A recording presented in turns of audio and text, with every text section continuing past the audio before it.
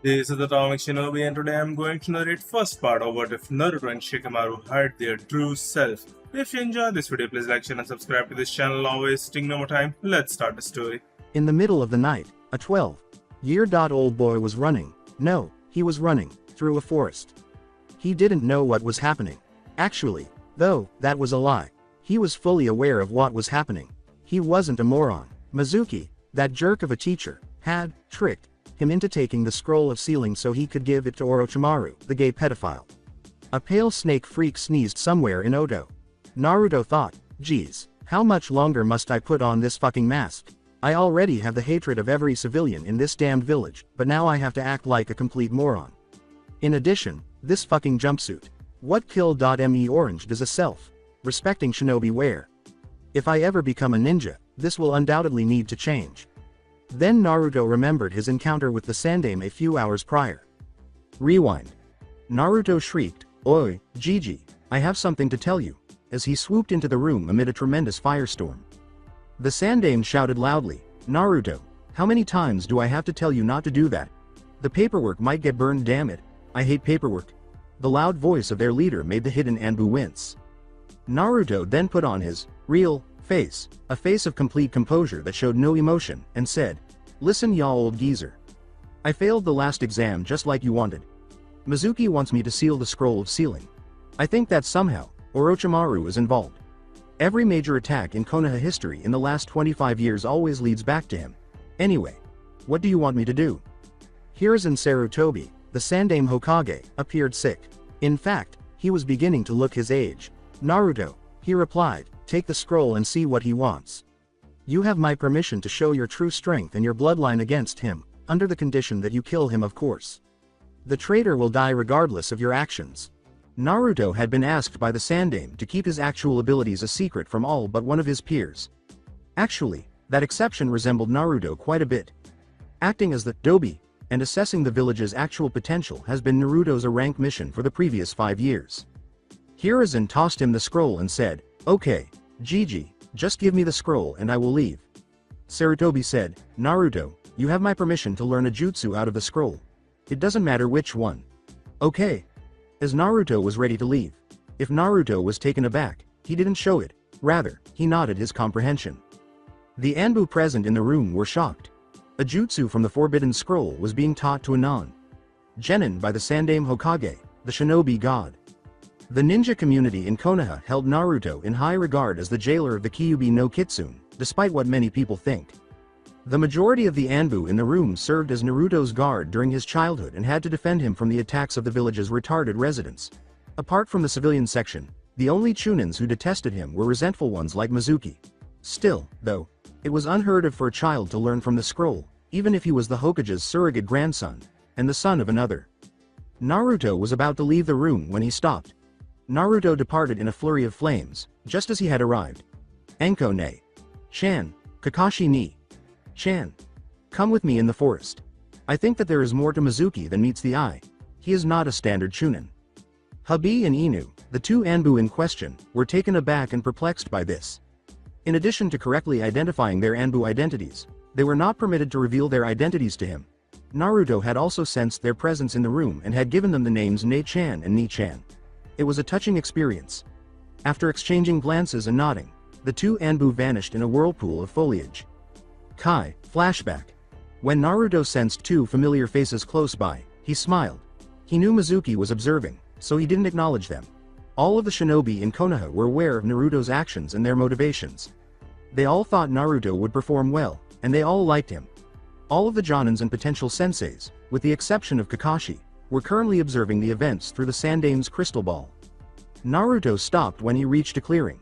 100 feet or so from him, he felt Mizuki in a treetop. He made the decision to learn a jutsu from the scroll after remembering what the Sandame had said. He opened the scroll and saw nothing of interest. He discovered that he had too much chakra for a typical, pointless bunshin when he was 5 years old and learned how to use Kage Bunshin. Bakuretsu Bunshin. Naruto finds it too simple. He had previously created his own version of it, albeit one that was less explosive. 1,000 razor. Sharp sakura petals would burst from the Bunshin's body. When Hanabi Hyuga was 8 years old and Akumo Nin attempted to kidnap him 4 years prior, he had used this variation. Naruto discovered a few more that appeared intriguing but weren't. Hell, he had learned half of them from Kakashi and Asuma years ago. His surrogate brothers were the two Jonins. In actuality, however, Kakashi was his cousin. Namikaze Minato's cousin Tsukumo Hitaki had been raised by Jiraiya, the boy's uncle, because they were both orphans. Their relationship had been inherited by their children, and they were as close as brothers. Naruto glanced at the scroll once more and pondered. Fujin Shiki. Dad used that to put a furball in me, don't you think? Did I forget to mention that Naruto had known about the Kyuubi since he was 4 years old? If not, I apologize. Kit, how many times do I have to tell you that I resent being called furball?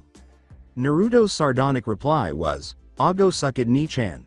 Well, ya know, I did love to suck my lady dry back in the day, but I guess I'll have to make do with you now. Kyuubi replied.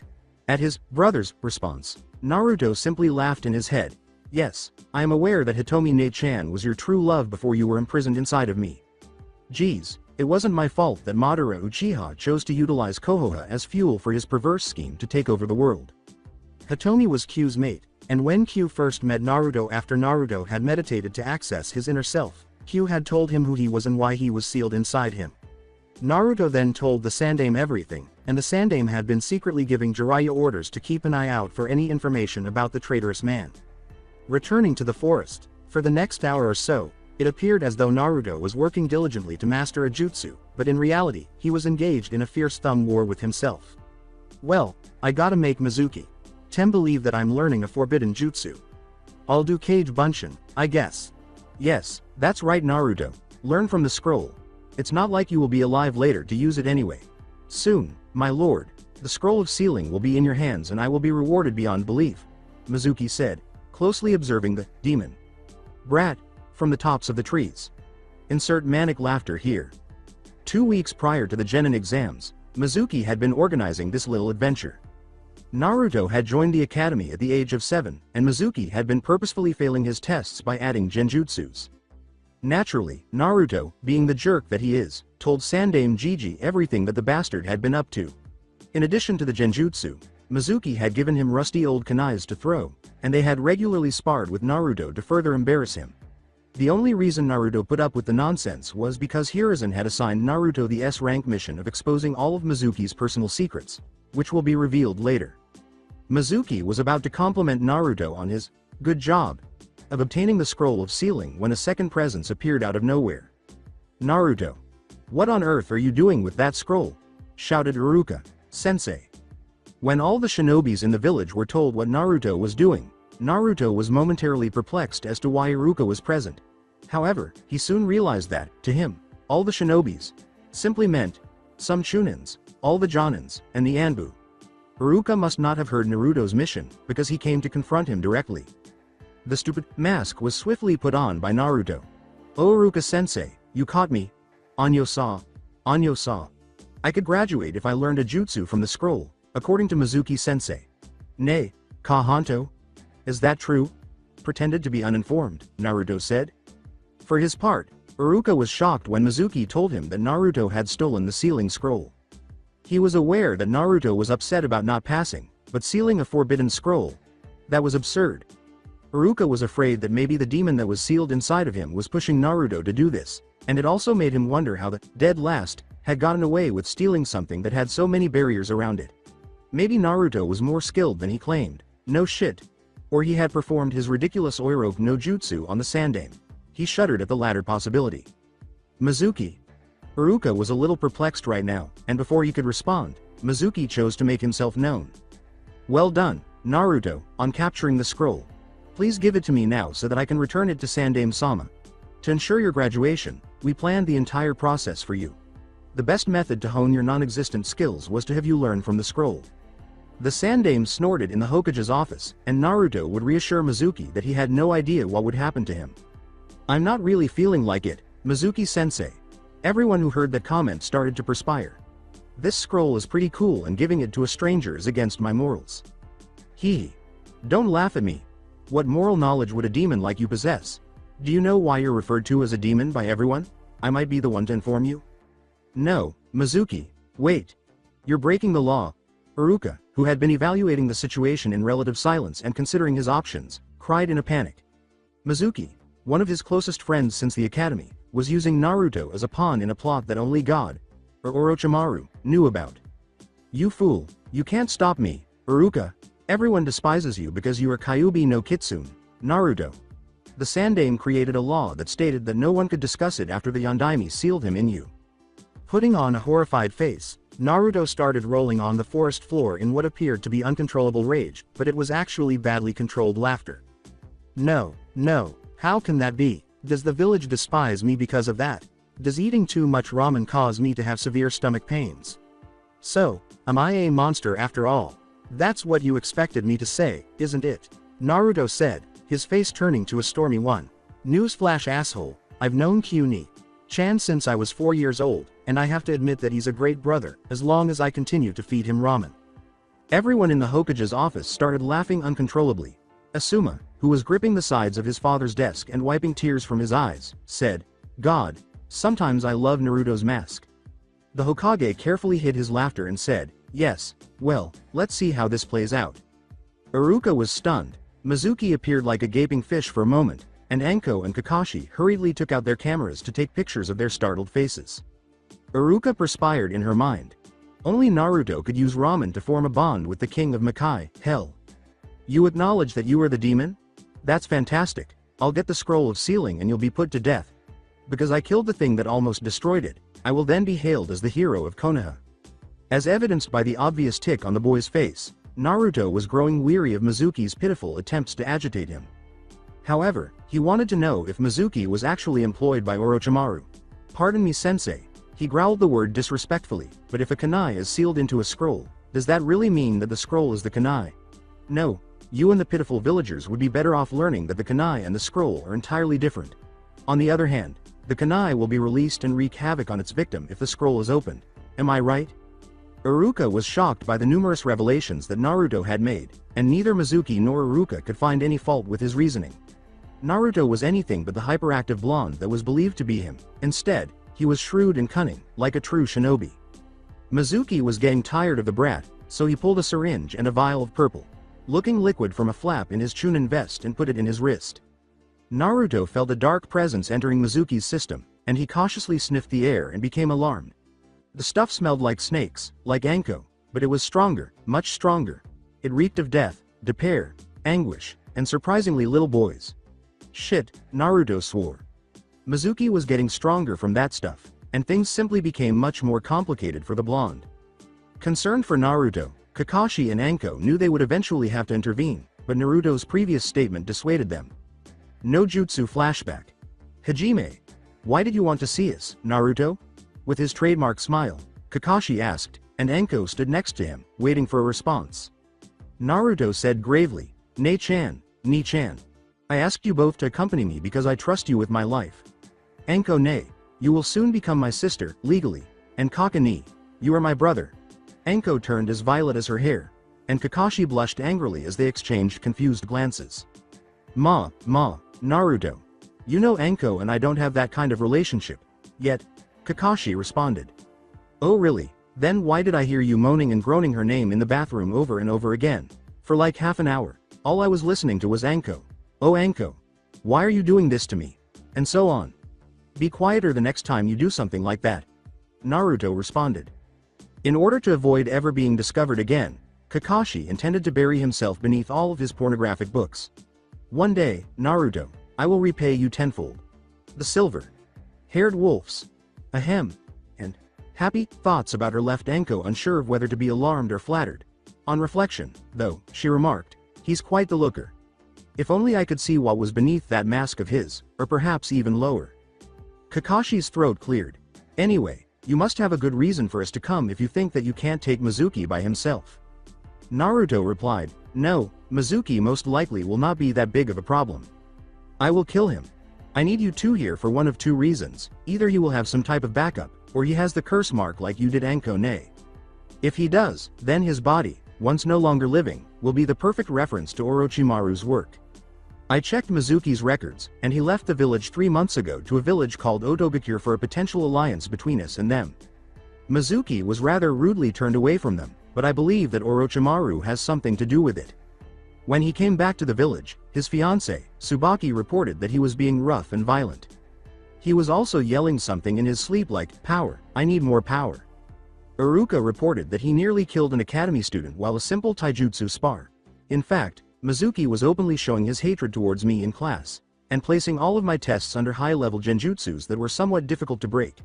Not to mention that he smells strongly of snakes. Q's nose dies just standing around him. His aura is becoming dark and malevolent. Something or someone has to be influencing him. Kakashi and Anko were aware of their, Naru-chan's, intelligence, but if anyone else had heard what Naruto had said, they would have been in awe. "What do you want us to do?" Kakashi asked, nodding. "I want your confidence. Please just keep an eye on my back. This is a question from your younger brother." "Why, of course, Naru-chan. Who are we to deny our little darling Tuto, little brother? Anything?" Anko ruffled his hair as Kakashi's eye smiled. Anko declared. With a cheeky little smile, Naruto said, "Thanks, guys. You're the best. Nay, Oji-san, Otto-san. What would you say if you saw Naruto now?" Kakashi watched as he ran off into the distance while holding the forbidden scroll. "What exactly did Naru-chan say about you jacking off to me, Kakashi?" Anko asked sultrily, and she had a predatory look in her eyes. So Kakashi did the only thing a man would have done in his position. He fled. Flashback. From their concealed position in the treetops, next to where Mizuki had been hiding, Kakashi whispered to her, "Anko, let's trust him, and see how this plays out." Anko nodded her agreement, and the two of them watched the trio with tense eyes, prepared to act at the first hint of Naruto faltering. The telltale signs of the cursed seal also appeared on Mizuki's body, which was taking on a very tiger-like appearance. Iruka was cringing from the vile chakra that surrounded him, and he turned to look at Naruto. To his surprise, Naruto had a deceptively passive attitude, his face emotionless as he took in the scene before him. Naruto's thoughts were interrupted by a hysterical laugh. Naruto was deeply focused. Without a doubt, Orochimaru's experimentation with that vial he had injected was the reason for Mizuki's transformation. The potion appears to give the user enhanced abilities for a set amount of time, but it takes a severe toll on the body, and Mizuki will die within minutes after the effects are over. "Oh, I can feel the power radiating from me. Demon brat, I can now finally beat you to the ground, Iruka, you too. I'm sick from all the times you shielded that demon. You're nothing more than a pitiful, weak demon lover." Iruka was enraged and said, "Stop talking. Take a look. You have become a thing yourself, so how dare you call Naruto a demon? Mizuki, who are you? What are you? I am the one who killed you."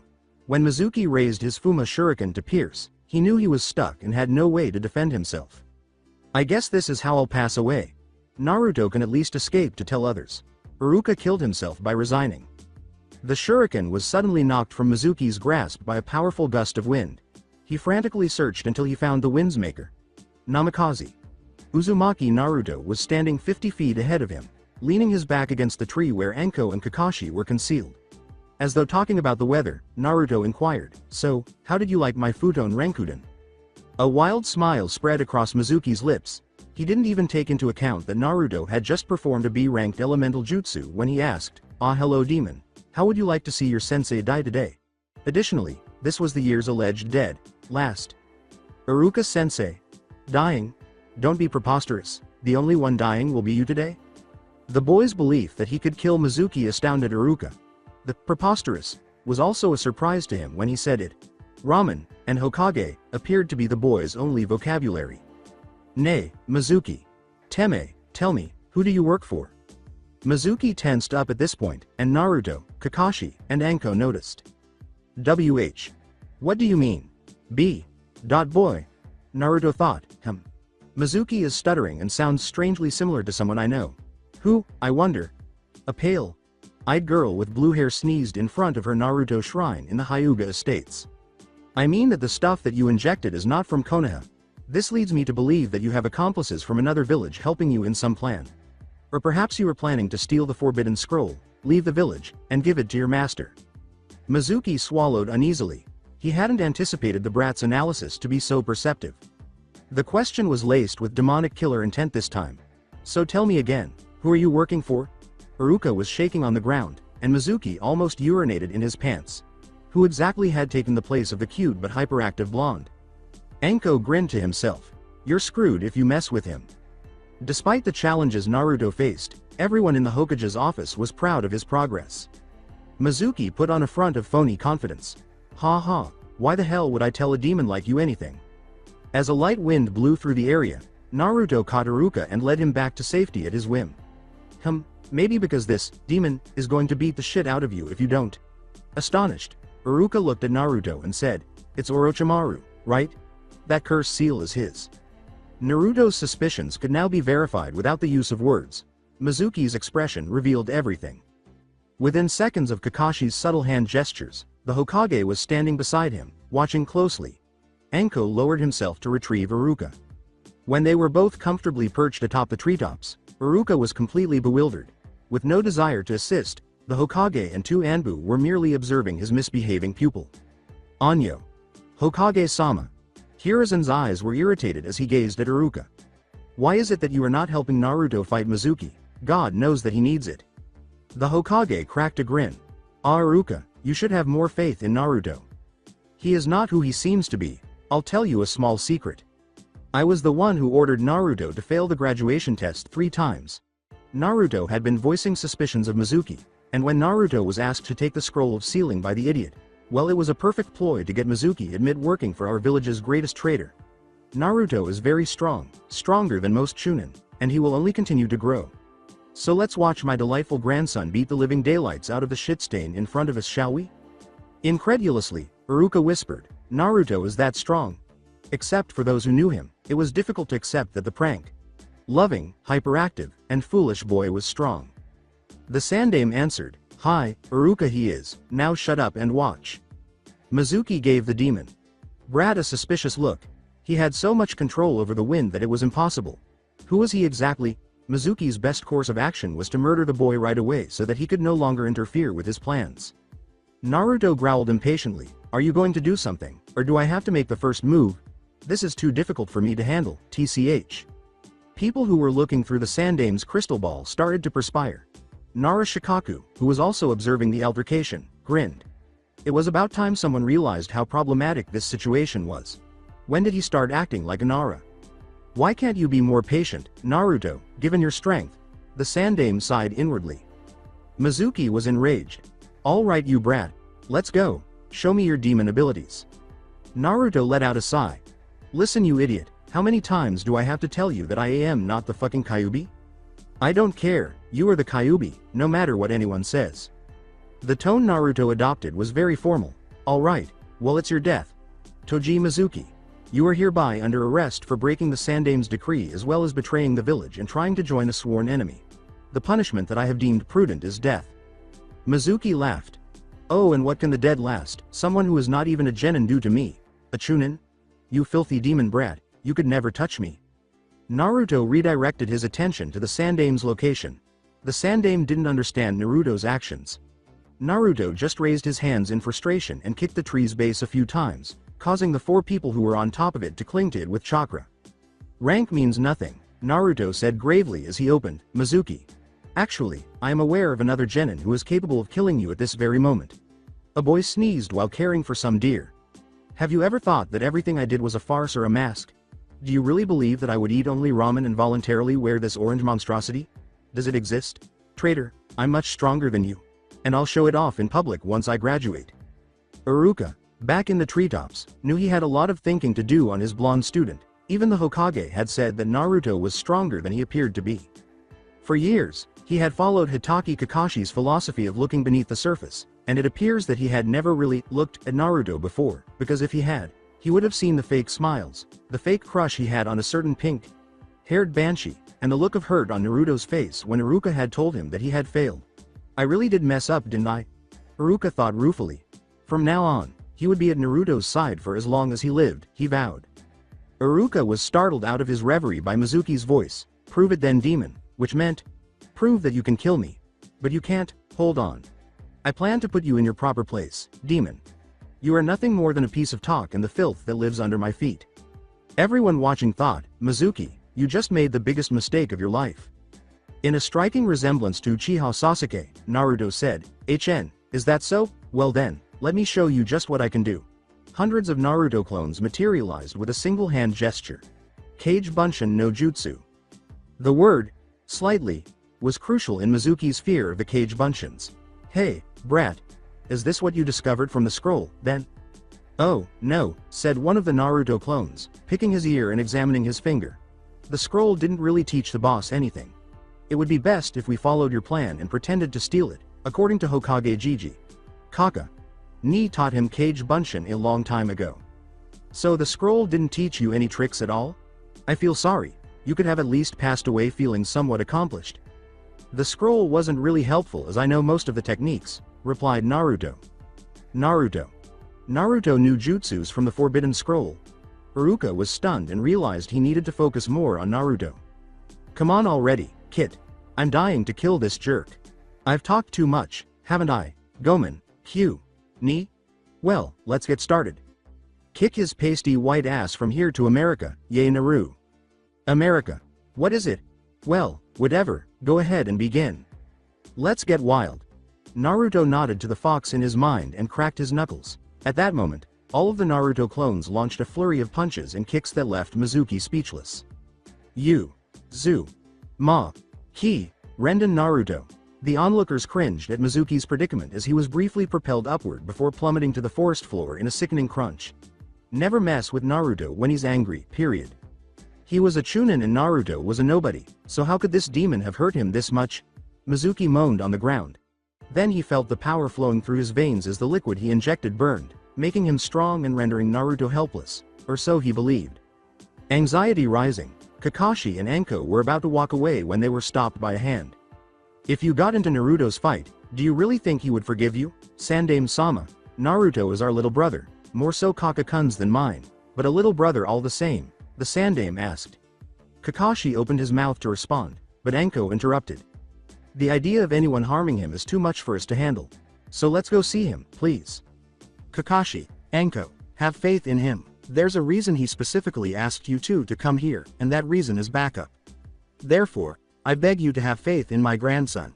Iruka listened to this confrontation in silence. What other surprises do you have, Naruto?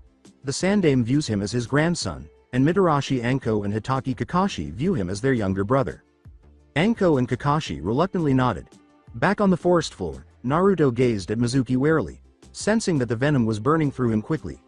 At this rate, Mizuki would perish within the next 15 minutes, but he had also become absurdly strong. What should I do? Naruto made multiple cage buncheons without telling Mizuki, and scattered them across the woods. One of the cage crept over to where the 4 ninja were hiding in the treetops. Yo, I'm Alpha, boss's right-hand clone. I was sent here to ask you to join the fight if Mizuki goes out of hand. Oh, and boss said that Mizuki will die in about 15 minutes, whether or not the boss kills him. The Sandame said, oh, and why is that? Iruka had never seen Naruto's face look so grim as the Naruto clone did. Mizuki injected one of Orochimaru's failed experiments into his system. From the smell that boss got from it, it is composed of Orochimaru's blood, tiger DNA, and snake venom. While the potion makes the user stronger for a short while, it completely destroys the chakra pathways and leave the user too weak to think. Eventually, the venom will spread to one place, the heart. When the venom is saturated in the heart, it will constrict the heart and force the aorta to burst, effectively killing the user. Iruka couldn't think of anything to say. It appears that Naruto frequently astounds him. Naruto, how exactly do you know this? He inquired. After giving Iruka a critical look, the Naruto clone's eyes softened slightly. Iruka shook his head and said, Gomen, Iruka-sensei. I guess you are not used to this Naruto, are you? The Naruto clone went on. The boss and a few Jonins have been studying Orochimaru's experiments for the past 3 years. We know that something big is going to happen, and with the information we got, we were able to remove Anko-ne's curse mark. The seal responds to the user's emotions and will. Since Anko-ne never used the seal voluntarily, there was no taint in her chakra, and the more taint, the harder it is to remove. Additionally, since hers was the prototype, all other curse seals are based on it, making it the weakest seal, so it was easier to remove. Iruka looked at the others incredulously, but they all nodded and assured him that Naruto's story was entirely true. Naruto, could I ask you a question? Go on, Iruka-sensei. Naruto's face darkened as he asked, if you were this strong, then why hide it from us? Why did you fail the exam 3 times? As the boss would say, which will the people fear more, a smart demon or a stupid one? This is all our mask. The civilians are scared of Boss and have tried to kill him several times. Of course they couldn't because Boss has the backing of all the clan heads plus all the Jonin and Anbu in the village. Throw in Hokage Gigi into the equation and Boss is virtually untouchable. But we can't show our powers until it is safe, which means until we are ninja. Only the civilian sector of the village and some Chunins hate the Boss. If the Boss wanted to get food in the past, all the civilians would overprice him and say that they don't serve demons. The Boss only shops in Shinobi-owned store plus Ichiraku Ramen, which is the only civilian store that will serve him. He openly loves the two working there, and many Shinobis eat there because of Boss. In embarrassment, Iruka lowered his head. He recalled Naruto's first day at the academy. Iruka acknowledged that he was one of the instructors who ignored him. For something over which Naruto had no control, he used to despise Naruto. However, Naruto became more and more like a little brother to him as the years went by. He discovered today that the Naruto he was familiar with was not the real one. He desired to learn more about the true Naruto. Naruto noticed Iruka's expression. "Iruka-sensei, it's alright that you couldn't see through my mask. Only those extremely close to me can like those three. I have many secrets that only the most trusted Jonin and Anbu are privy to, so don't beat yourself up." "Hi, Naruto, arigato." Naruto simply replied with a smile. Mizuki and the real Naruto were fighting fiercely in the meantime. Mizuki had 5 or 6 more minutes to live, Naruto estimated. "Futon. Daitopa," exclaimed Naruto. Mizuki made a few hand seals and skillfully avoided the wind. "Mugen. Narakumi no Jutsu." Naturally, when Naruto was younger, he trained under Yuhi Kurenai, a genjutsu mistress. He was well aware of the effects of the hell viewing technique. Kurenai practiced on Sarutobi Asuma after he realized he wouldn't be defeated by her genjutsus. He said he witnessed all of his cigarettes burning indefinitely. Naruto could not cast any genjutsu for his life, despite the fact that he was immune to them. Thus, it's clear that Mizuki's Jutsu had no impact whatsoever on the blonde. Naruto asked, was that supposed to do something?" Mizuki perspired. In a voice that reminded everyone of the Nara clan, Naruto said, "Okay, then it's my turn then." Shikaku smiled inwardly as he gazed fondly at the blonde through the crystal ball. "Ask Gigi if I may use my bloodline, Alpha. Although a lot of people are watching this fight, I am aware that he said yes." "I'll do it, boss." Hokage-sama, Boss asked if he could use his bloodline. Although he said that you allowed him to do so, most of those who are watching this fight through your office do not know of his bloodline. "Naruto has my permission. Let him know that those who are watching are trustworthy." The Naruto clone answered, "Hi. Hokage-sama says it's okay, boss, proceed." Iruka questioned, "Naruto has a bloodline? Which one is it?" Anko's response was, "That is something that you will have to see, Iruka. Regards, Alpha." After inhaling deeply, Naruto centered himself. "Oi, Mizuki, prepare yourself." Mizuki positioned himself defensively, ready for any assault Naruto might launch at him, but Naruto showed no desire to move. Actually, Naruto's earlier remarks were intended to incite Mizuki to attack. His bloodline would be effective that way. "Well, demon, are you going to attack or not?" Kakashi smiled at his cousin and asked, "HN, did you say something? I adore him?" "TCH, well, if you're not going to attack I will." "Just right." Naruto reasoned that he had 3 more minutes to live and that he couldn't leave now. Mizuki completed about 10 hand seals. He was about to yell his final blow when Cage Main's cry of just "Sue" or "success" could be heard. Mizuki was immobile. He was stuck despite the additional speed he had been given. He searched the area frantically for any Naras, but he was unable to locate any. Rather, his favorite blonde-haired demon brat was kneeling 25 feet away from him, his hands still in a rat seal. Mizuki was restrained by shadows that hung from his body. Naruto's a Nara. Those who were unaware of his ancestry gazed in wonder. After that, they looked to Shikaku for clarification. "TCH, this is troublesome, but yes he is. His father was my half-brother. Same father, but different mother, although his mother did hold Nara blood as well. Naruto is my nephew and Shikamaru's cousin. The entire Nara clan knows of this, and we have adopted both Hitaki Kakashi and Uzumaki Naruto into our clan. Kakashi is also my nephew as Sakumo was my brother's cousin, making him my cousin as well. The Nara blood runs strong through Naruto. He has made us all proud." Shikaku concluded with obvious joy that others couldn't not agree. Iruka was trembling somewhere else in the forest. In addition to the Nara limit, Naruto possessed a Kekai Genkai. "Sandame-sama, did Naruto get that because of?" he asked, and the Hokage sensed it. No Iruka, it is not because of Kyuubi. Naruto is part Nara, so he had their bloodline. His father did not have it, but he passed it on to Naruto. After hearing his leader's explanation, Iruka nodded and fell silent. Without a doubt, Naruto was the most erratic ninja. Mizuki felt frightened. He was afraid. No, the demon brat was from a clan because of his bloodline. And the Nara clan, not just any clan. They were ruthless to anyone who hurt any of their family members, despite their clan's seeming passivity. Mizuki was in a bad spot. Maybe death would have been preferable. So, Teme, do you give up or what? Yoshino Ba-chan will castrate me with her bare hands if I don't go home to tend to the deer. This whole situation is too much to handle. The males all shuddered. Shikaku, Naruto, Shikamaru, and Kakashi could all attest to the fact that Yoshino could be absolutely terrifying when she was angry. Naruto let the shadows fall with a sigh. Kanashibari no Jutsu, he called, and Mizuki was frozen in place by the Anbu level technique. Naruto quickly pulled out a katana from a scroll and threw it at Mizuki, who was unable to dodge due to the paralyzing jutsu. Naruto watched with grim satisfaction as the katana loped Mizuki's head off. All right, you four can now leave. Report, Alpha. Sir, there are no known threats in the area, Alpha said as he gracefully climbed down from the tree.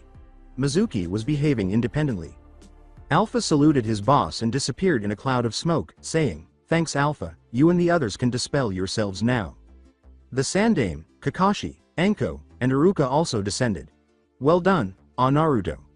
What are you going to do with his body, though? Curious, the Sandame inquired. I'll take a look at it and forward the findings to Ba-chan. You know who, Naruto answered. She'll examine it and send it back to me with her data. Kakashi chuckled. Now what say is 5 plus a dead body go back to Hokage-sama's office and have a nice long chat. All 5 of the ninjas returned to the room in silence. When Naruto walked into the office, he looked directly into Shikaku's eyes and said, Gomenji-san, I couldn't keep the secret much longer. It's okay, Naru. People were going to find out anyhow. Shikaku waved it away. Do you intend to adopt the Nara name as a result of this? Yes, I will. My name will be Nara Naruto from now on. Despite being a nearly full Nara, Dad adopted Jiraiya-ji-san's last name, Namikaze. It would cause a commotion if I called myself Namikaze Naruto. However, I will eventually adopt the name Namikaze Nara Naruto. This is what I promise you. His azure eyes were so piercing that they captivated the onlookers.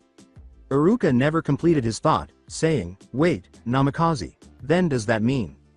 Hi Namikaze, Iruka sensei. My parents were Uzumaki Kushina, the bloody red habanero, and Namikaze Minato, also known as the Kiroi Senko. Do you really believe that Dad would allow any other parent to take on that responsibility? The answer is no, both parents were well informed. My mother was the Kyuubi's former container and the Shodem Hokage's wife's grandniece, so she was also his grandniece. Tailed beasts can only be properly held by those of Senju or Uzumaki ancestry. In summary, I am the living relative of Hitaki Kakashi, the Nara clan, 2 Sanins, and 3 of the 4 Hokages. In addition, I am the last member of the Whirlpool royal family because the Uzumaki clan was a branch of the Senju. Naruto was essentially village royalty, but the damn villagers could and probably would never see that. The others in the room laughed at the priceless expressions on some faces, and Naruto never failed to disappoint them. Those who were unaware of Naruto's impressive lineage were quite surprised by the implications of what that meant. All right, Naruto, now that everyone is aware of your extraordinary ancestry, it's time for us to determine your rank as well, the Hokage said, clearing his throat. You are obviously a very skilled ninja. Would you benefit from elite chunin? With wide eyes, everyone said, in all honesty, Gigi, just put me a genin. Before any of you say anything, the team numbers will be thrown off if I become a chunin. I am one of the 24 graduates as of right now. There will be an imbalance in the teams if I am removed from the equation. I must therefore be present. Just promote me whenever you want if I get bored or something. It would be simple to add another team member at that point. The humility of Naruto, who was more like an angel than a demon and would sacrifice his own higher rank to keep the teams together, astounded everyone. All right, Naru. Chan, it's a genin, Hiruzen said with a sorrowful smile. However, I have 2 orders for you. Hello. Naruto jolted to consciousness. Second, you are out of the ninja business if I see you wearing even a little orange. I may even ban orange from all the stores.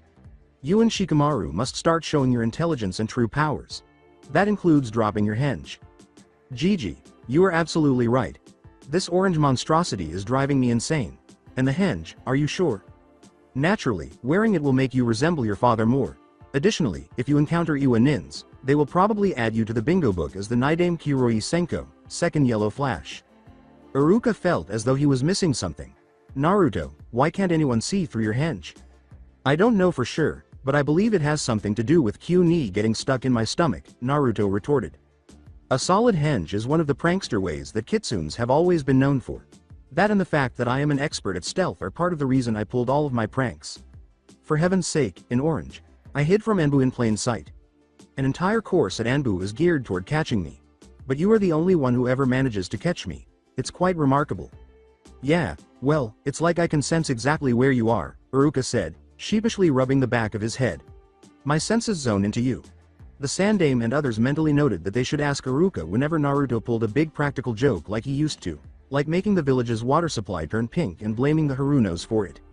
Iruka-sensei, do you really believe that, with Kaka ni, Anko ne, Gai ni, Asuma ni, Kurenai ne, Hayate ni, and Yugao ne as my teachers, I was a scrawny little kid who only ate ramen? Did elite Jonins teach you? An unidentified Jonin who had observed inquired. His straightforward response was, yeah, anyway, Kai. A Naruto, who was about 5 inches taller than Shikamaru and had intense azure eyes, stood in front of the 50 people crammed into the Hokage's office. His blonde hair was a shade darker and longer, and it fell out in long bangs that framed his face. His build was muscular, but not too much so. He was not the scrawny boy that Iruka has caught him in all his antics, rather, he was a young man deserving of the Shinobi name. Have you seen their faces, Kit? They are obviously in awe of me because I resemble my father exactly. I had a mental picture of this, haha. Now, if I could develop it in some way. Naruto perspired in his head. Well, enjoy that. Naru. Chan, Yosh, your youth blossoms in such a bright way, Guy said, shouting. Guy had a son somewhere, but he didn't know where. Guess who it is? Naruto smiled warmly at him, knowing that his eccentric ways would make many laugh, but that they were a farce to cover up the pain of losing his wife a year before the Kyuubi attack. Guy ni, thank you. Your youth hasn't diminished in the slightest. It burns so brightly that it blinds everyone. Naruto and Guy's teeth sparkled as they struck the same, nice guy, poses. Naruto was dragged aside by Kakashi, who warned him not to do that ever again or Anko would set Manda on him. Outside, a storm appeared to be raging. Naruto stammered, Hi, Kaka ni. Guy went to pout in a corner, his demeanor evoking sadness, while everyone else laughed at his situation. In any case, Gigi, are you aware of the team I will be playing for? Why don't you tell me, Naruto? Since I am the last person in the class, I would probably be with the academy's top girl and rookie of the year. That would be Sakura and Sasuke, I suppose. And how about your sensei? That's easy. Kaka ni would be our sensei because he is the only one who can teach Sasuke about the Sharingan once he activates it. Yes, excellent. How would your team perform? In all honesty, it would fail. Everyone was taken aback, with the exception of Kakashi and the Sandame. Oh, what's that? Anko inquired. Sakura is the largest Sasuke fangirl in the world, Naruto said, turning to his surrogate sister. At least Ino is just acting that way to make people think less of her. If Sasuke decides to leave the village, Sakura will follow him everywhere without question. She would sacrifice herself for him. She also despises me because she thinks I'm obnoxious. Without a doubt, Kakani's test will focus on teamwork. Sasuke and Sakura will collaborate, but not with me. Sasuke is a different matter entirely. I read what Inoichi-san had to say about him. The boy has a mental illness. To accomplish his objectives, he would murder his teammates. Sasuke will never listen to you, even though you probably want me to be the team's son, and shine some light on him. At most, he will try to kill me after I become his rival. The balance of the other teams is better. The tracking team would consist of Hinata, Kiba, and Shino under Kurenai ne. Under Asuma ni, their parents' team would consist of Ino, Shika, and Choji. The lack of strong fighters and ninjutsu experts on Kurenai's squad worries me. The Aburame rely on their bugs, which drains them too much, the Hyuga don't practice ninjutsu, and Kiba only uses a few combo attacks with Akamaru. The team would struggle against opponents who practice ninjutsu. On their team, they must have at least one ninjutsu practitioner.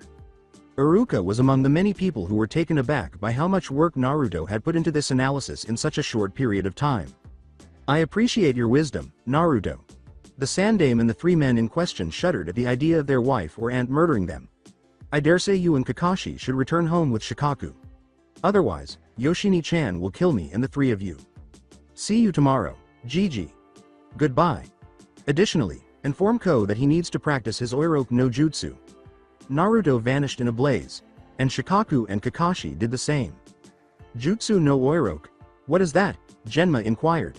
Naruto's inner pervert is surfacing with that technique. The sandame shuddered again as he referred to it as the cage killer. Now he's teaching it to my grandson. We are all so screwed. Even though the 12-year-old boy's technique could rival that of the majority of the members in the room, the rest of the group gasped in shock as they witnessed their leader cowering in fear. Naruto and Shikamaru met at the front gates. Yo Naruto, how'd capturing the traitor go? He's dead now so no worries. Anyway, Sandame Gigi said that we had to show our real selves. Not the mask that we created. Shikamaru gave him a thorough examination. So that's why you dropped the henge? Precisely, said Naruto. Let's go to bed. We have to go to the academy tomorrow. Oh, you should probably know that my name's Naruto now.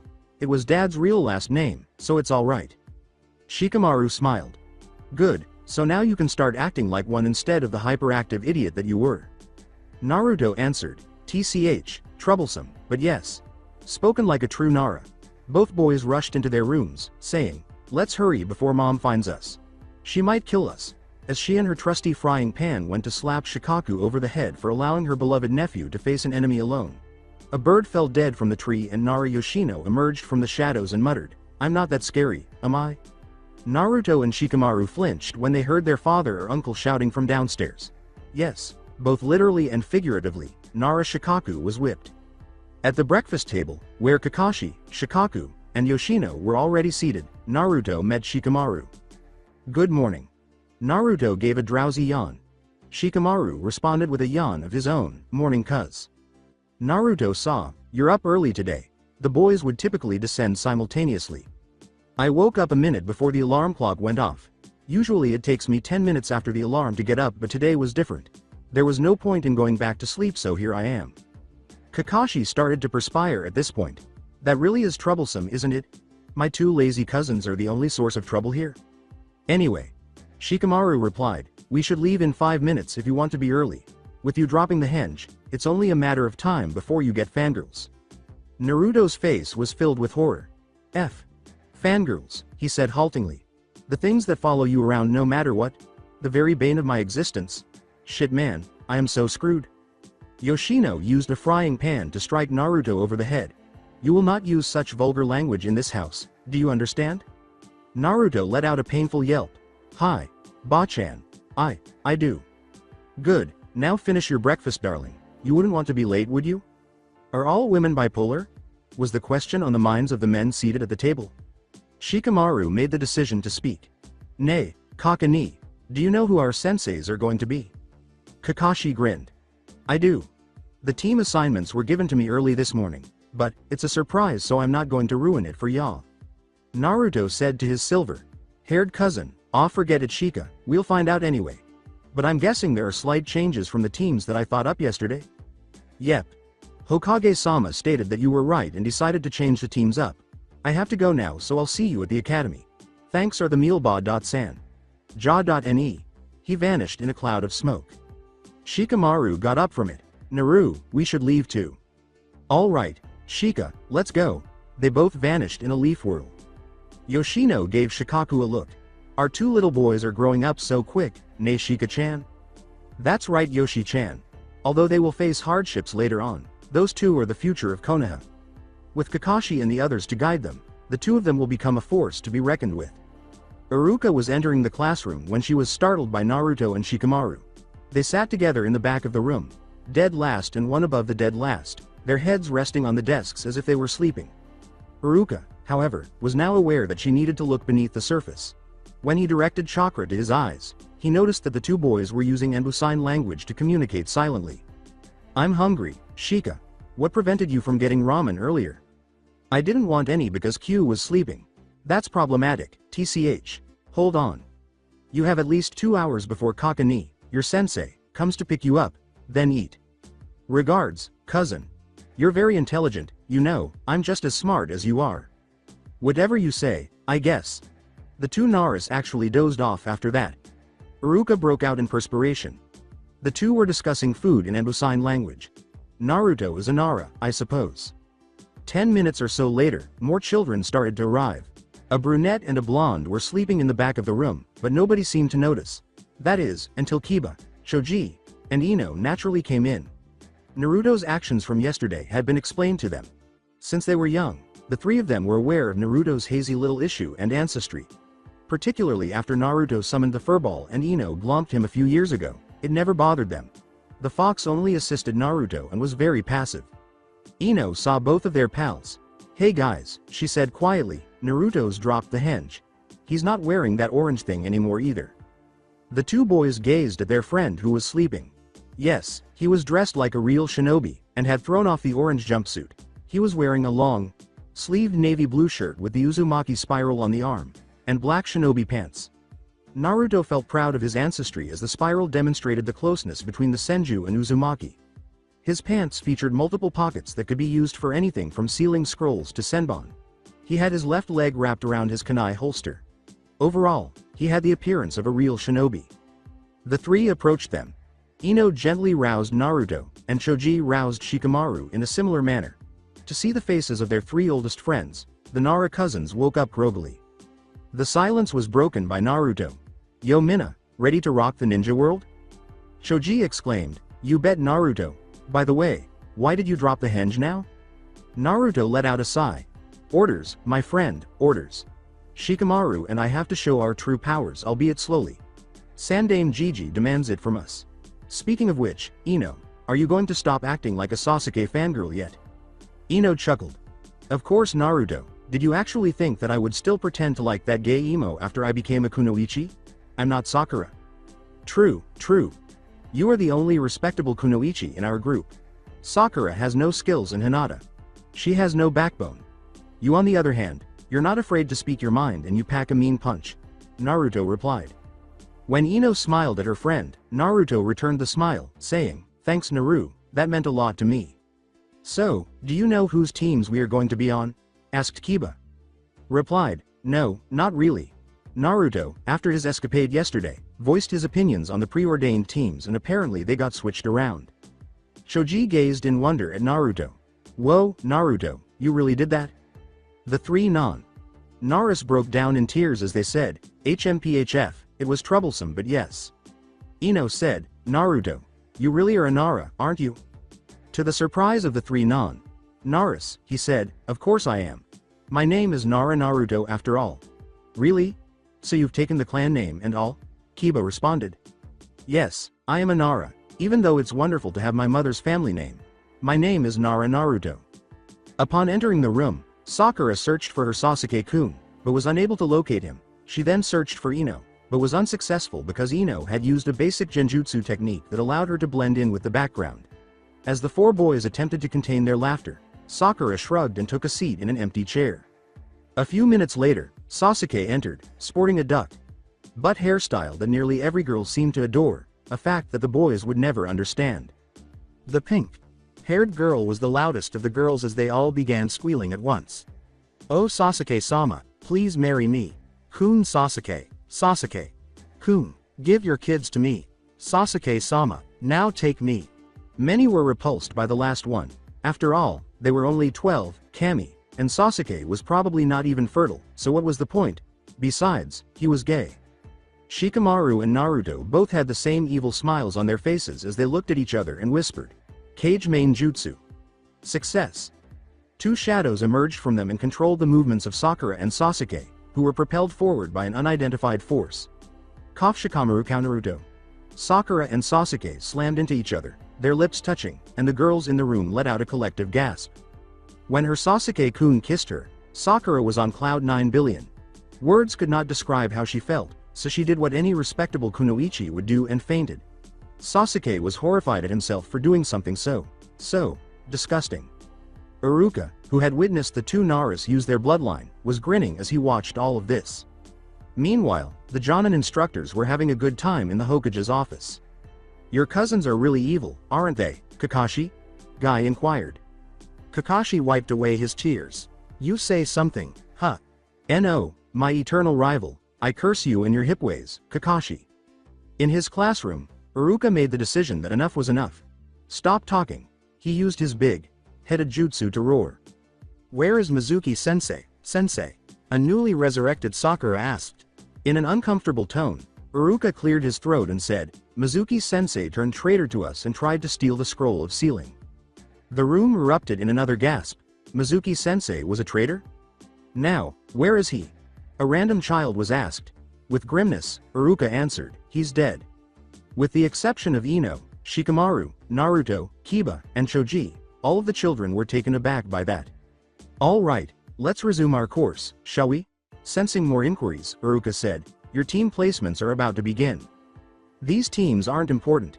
Team 1, Ino-Sakura, Nara Shikamaru, and Nara Naruto make up Team 7. Your sensei will be Hitaki Kakashi.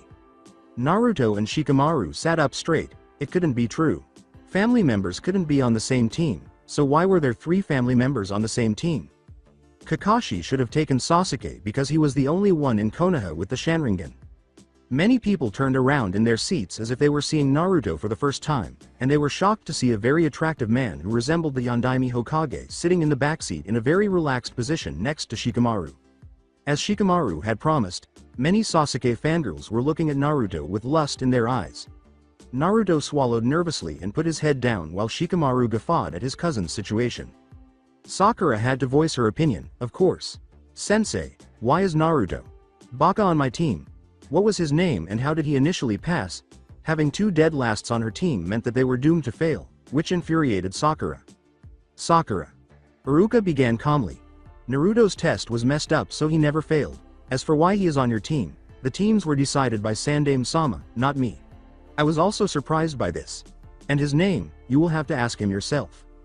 Sakura glared at Naruto, who gave her a pleasant smile. Team 8. Uchiha Sasuke, Inuzuka Kiba, and Hyuga Hinata. Your sensei will be Yuhi Kurenai. Sasuke appeared unconcerned, content that he didn't have any fangirls on his team. Beneath her pathetic facade, Hinata was furious, saying, how dare they not pair me with my Naruto? Kun, they will all pay cha. Kiba, on the other hand, was sobbing in agony as Ino consoled him. Why was he forced to play on a team with a girl who was incomprehensible due to her severe stutter and a boy who could only speak 2 words? Kami, meanwhile, was laughing uncontrollably at the poor boy's situation while she sat in heaven. Her hair was wild as a gust of wind blew around her. When she had PMS, she resembled Medusa. In an effort to calm her down and prevent the second coming of the Kyuubi, her subordinates gradually moved away from her. Aburame Shino, Yamanaka Ino, Akamichi Choji. Your sensei is Sarutobi Asuma, was the statement made by Team 9. The 3 of them exchanged glances and nodded silently in agreement. Naruto concluded that certain issues needed to be resolved. When he said, excuse me, Iruka sensei, the whole class turned to him. If I'm not mistaken, family members are not allowed to be on the same team, so why are myself and Shikamaru, who are cousins, on it? Plus Kakashi. Hey Naruto, stop whining. At least there are 2 teammates who adore you. Kyuubi made the decision to be heard. I shouldn't be complaining, because that's true, Ni-chan. Naruto, I can't answer that question. You have to ask the Hokage. Naruto gave a nod. Iruka came to the conclusion, well then, wait for your senseis who should be there shortly. Kurenai and Asuma came into the classroom. There was no sign of Kakashi. Looking at their 2 favorite genins, the 2 elite jonins turned. Yonaru-chan, Shika-chan, I'm sure both of you are surprised by the teams this year. Dad said that you would be, Asuma replied. That's right Asuma Ni-chan. Gigi really did surprise us, didn't he Shika? Shikamaru grinned. The encounter left the entire class perplexed. How did Shikamaru and Naruto get to know this well? Known elite jonin? That was a stupid question to ask, of course. Replied that. Naru and Shika are like our baby brothers, we have been taking care of them since before they were born. Nay, Ototos? Both of them looked away in embarrassment and said, TCH, troublesome. Kurenai and Asuma laughed. At that point, the entire class was extremely perplexed. Team 10, you're with me, and Team 8, come with me. Both Shikamaru and Naruto wished their friends luck. Before long, the only people remaining in the room were Sakura, Naruto, and Shikamaru. As Naruto and Shikamaru engaged in a fierce game of shogi, Sakura was lost in her own world. Check Shika. Not yet Naru. Haha, I blocked your check. Damn, okay. If I move my knight there then. 2 hours later, Sakura was starting to lose patience. Gah. Where the hell is our sensei? What idiot can be 2 hours late to a meeting? And you two idiots, how can you play shogi for that long without someone winning? It just shows how retarded you are. Kakashi was spotted hovering outside the door by Naruto and Shikamaru. People who were disparaging themselves but not their family would be tolerated. With a deceptively composed tone, Shikamaru said to the Banshee, Haruno-san, there is a reason that Kakashi-sensei is a Jonin. I'm sure he has a good reason to be late. Or perhaps you would like to test his worth as a Jonin? Kakashi entered the room grinning as usual, as if he was in line. Yo, sorry I'm late, I got lost on the road of life. Sakura turned to face Naruto and Shikamaru to inquire if that was a valid excuse, but to her surprise, both Naras were agreeing. They seemed accustomed to it, as if they had heard it so often. You were absolutely right, Kakashi-sensei. I myself took a wrong turn on that road with Shikamaru and we somehow ended up in the forest of death. Odd, isn't it? Naruto replied. Kakashi and Shikamaru gave a nod of agreement. Sakura gazed incredulously at the three men. Officially, it was. Her beloved Sasuke-kun was no longer able to save her, and her team was incompetent. Naturally, though, Sasuke-kun was now hers. With that kiss, he had taken away her innocence, and he would turn her into a woman. Even if she had to restrain him and make him do it, she was adamant about it. She never once thought this could be any kind of rape. She said, "Are all three of you insane?" Naruto gazed at the girl with the pink hair for several minutes, asking himself, how can anyone get lost on the road of life? What the hell is it anyway? Haruno-san, the road of life is the very road of our lives. It is the road that you and I walk on every day. We get lost on it fairly often. And yes, we are insane. Being ninjas automatically makes us so, Naruto stated to her. Sakura finally got a good look at Naruto at that point. He appeared more mature and hot. Her face turned a deep shade of red. Naruto, why don't you call me Sakura-chan anymore? I thought we were friends? Naruto sneered. Friends, Haruno-san? Are we friends? As I recall, you would bash my head against the nearest wall every time I opened my mouth. Tell me, in what way, shape, or form does that make us friends? And as to why I call you Haruno-san, it's because I will call my precious people by their first names. I do not know you, Haruno-san. In the past when I called you, Sakura-chan, it was simply to rile you up. Now that we are shinobi and teammates, that useless banter can stop. You may call me whatever you would like as long as it is respectful. I will only call you Haruno-san, as will my cousin, he replied.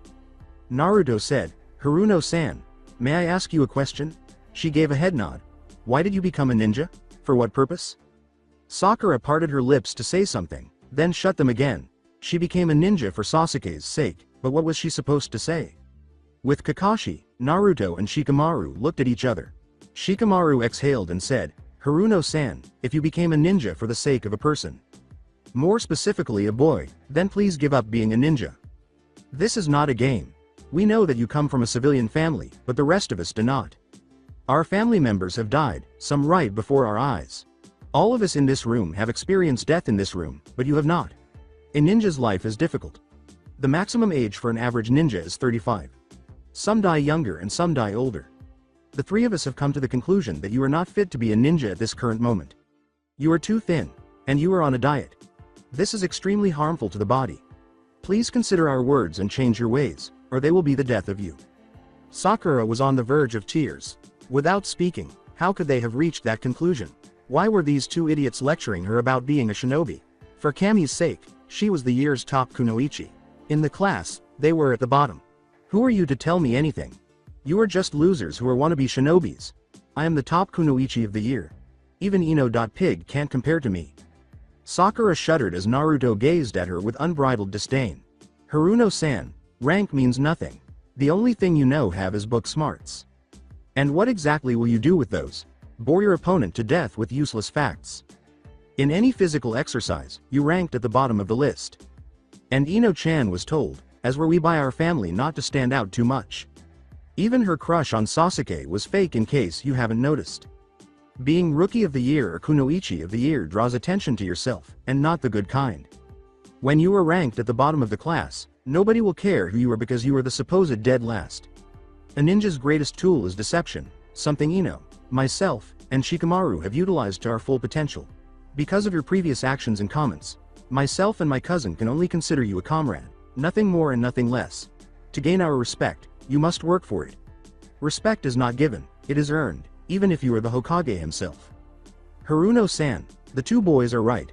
I looked over your file and the only thing you rank top in is tests. Anything else, and you are considered the dead last while these boys are top ranked. They're correct. Rank is only for show. The true test begins now. Meet me on the roof in 5 minutes. Kakashi vanished in a puff of smoke. Sakura was in a state of turmoil. She had been reprimanded even by her sensei. Furthermore, did Ino never love Sasuke-kun? That meant that one less person was competing for his love. Now he was all hers. She thought about what the three men had said. Other than book smarts, she was worthless. Everything would have to be rethought by her. Her two teammates were gone when she looked up. In the hopes that her sensei wouldn't punish her for being late, she hurried to the roof. She had a minute to spare when she got there. With a sigh of relief, she sat down as far away from the three as she could. Kakashi smiled grimly at her. Haruno-san, as I was telling the boys here, I want you to introduce yourself to the team. State your likes and dislikes as well. Sakura was completely mistaken when she said, Sensei, you are the unknown person here. I am sure that neither of those two know you very well, so please go first. Kakashi let out a sigh. Naruto coughed, sounding a lot like Anko, and Kakashi was glad his mask was on or he would have looked like a blushing girl. Very well, my name is Hitaki Kakashi. My dislikes are my own and my likes. You are too young to hear that. Sakura growled at her nickname, you next Pinky. My name is Haruno-Sakura. I like reading and adding on to a certain collection of mine. My dream is to become a certain man's wife, his name I will not say. I dislike those who look down on me and Ino Pig. She ended her rant with a squeal that was. At this, the men started to perspire. If Sakura's fangirl status wasn't immediately apparent, it was now. They were growing more and more hostile toward her after she had just insulted all three of them. Kakashi gave nod. You next Shikamaru. TCH, troublesome. My name is Nara Shikamaru. I like my family, tending to the deer, cloud gazing, friends, and surprisingly training. I dislike fangirls and anyone who disrespects my family. He looked Sakura in the eyes. Naruto, you next. Hi, my name is Nara Naruto. I concur with everything Shika said. Kakashi grinned slightly. Well, the three of you should know that the real Genin test will begin tomorrow at 6 o'clock sharp. What you took today was simply a practice one. Out of the 24 graduates, only 9 will become Genin. You only have a 66.66% chance of passing. I suggest you don't eat anything or else you will throw up. Ja.ne, he disappeared again in a swirl of leaves. Sakura was appalled. All of her effort had been in vain. To her surprise, neither of her teammates appeared to be at all moved when she looked at them. Why aren't you guys scared? We might not pass. He and Naruto disappeared in a whirlpool of leaves after Shikamaru remarked, Haruno-san, we come from a ninja family. We knew about this before. I believe that it is also written in one of the ninja textbooks as well. For a few minutes, Sakura stood on the roof in disbelief. One had to be a chunin to learn the shushin, a jonin level technique. How were the class's two dobes aware of it? Without even glancing at her Sasuke shrine, she sobbed for the remainder of the day as she ran all the way back to her house. That evening, Kakashi was walking through Konoha's streets, enjoying the pleasant breeze that carried the mouth-watering aromas in his direction. When his nose was hit by a familiar odor, he abruptly turned around. It had a scent of flowers, snake poop, and dango. Breathing, Kakashi said, Anko. He thought she looked beautiful. She wore a casual civilian dress that showed off all her curves instead of her typical trench coat and fishnet shirt. He had never encountered a woman as stunning as Mitarashi Anko in his 25 years of life. I hope she becomes Hitaki Anko someday. There was no doubting his love for her. Did she love him? Was the question. Anko said warmly, Konbanwa, Kaka-kun. She cherished Konoha's nightlife. There were only shinobi left after the villagers had gone inside. It makes sense why she was content. That feeling was only intensified by being with Kakashi. Kakashi nervously cleared his throat. Even though he was able to read every smut in the world, he was unable to speak in front of the woman he loved. What a failure. So Anko, what brings you out here tonight? Anko smiled at him. She stretched her hands above her head and said, I was just taking a walk and I saw you.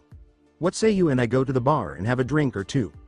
Kakashi was able to see her long, creamy legs clearly as a result. His nether regions were assaulted by an unfamiliar sensation. Anko ran down the street after grabbing Kakashi's hand. When Kakashi felt like he was going to blow up, he grabbed her by the waist and escorted them to her apartment because they were so close to the bar. Anko inquired anxiously, "Kaka, what's going on with you?" Kakashi currently had a very worn-out appearance. "Hey, are you okay? Do you want anything?" Kakashi spent a few minutes staring at her. Under his one-eyed stare, she writhed. "What I want," he growled, "is you." He then pinned her to the wall, lowered his mask, and looked at her once more. His face captured her attention. He was perfect except for the scar that ran down his left eye. His tilted face was slightly higher than hers. He appeared savage, almost wolf-like, with his lips hovering just inches from hers. She became aroused by it. Lust darkened his eyes, even his Sharingan eye. This Kakashi gave Anko a little pause. Anko repeated, "Kakashi, what's going on?" "Anko." What could Kakashi say to her to express his love and desire to have her on the wall right then and there? She stroked his face and said, "Hey, Kaka, talk to me." Anko smelled the lust emanating from Kakashi as he leaned into the touch. Did he want her? Unable to look at her face, Kakashi pushed off the wall and turned away, a monster ready to ruthlessly take the woman he loved without her permission. "Tell me, Kaka," Anko said, gently turning him around so he would face her. She then gave him a quick peck on the cheek, which caused a fierce fire to burn in his stomach. "Please." Kakashi bowed his head to look at Anko at her insistence. Her innocent face added to her breathtaking beauty. When he finally had enough, he pinned her to the wall once more, his tongue gently prodding her mouth open as his mouth seized hers in a frenzied manner.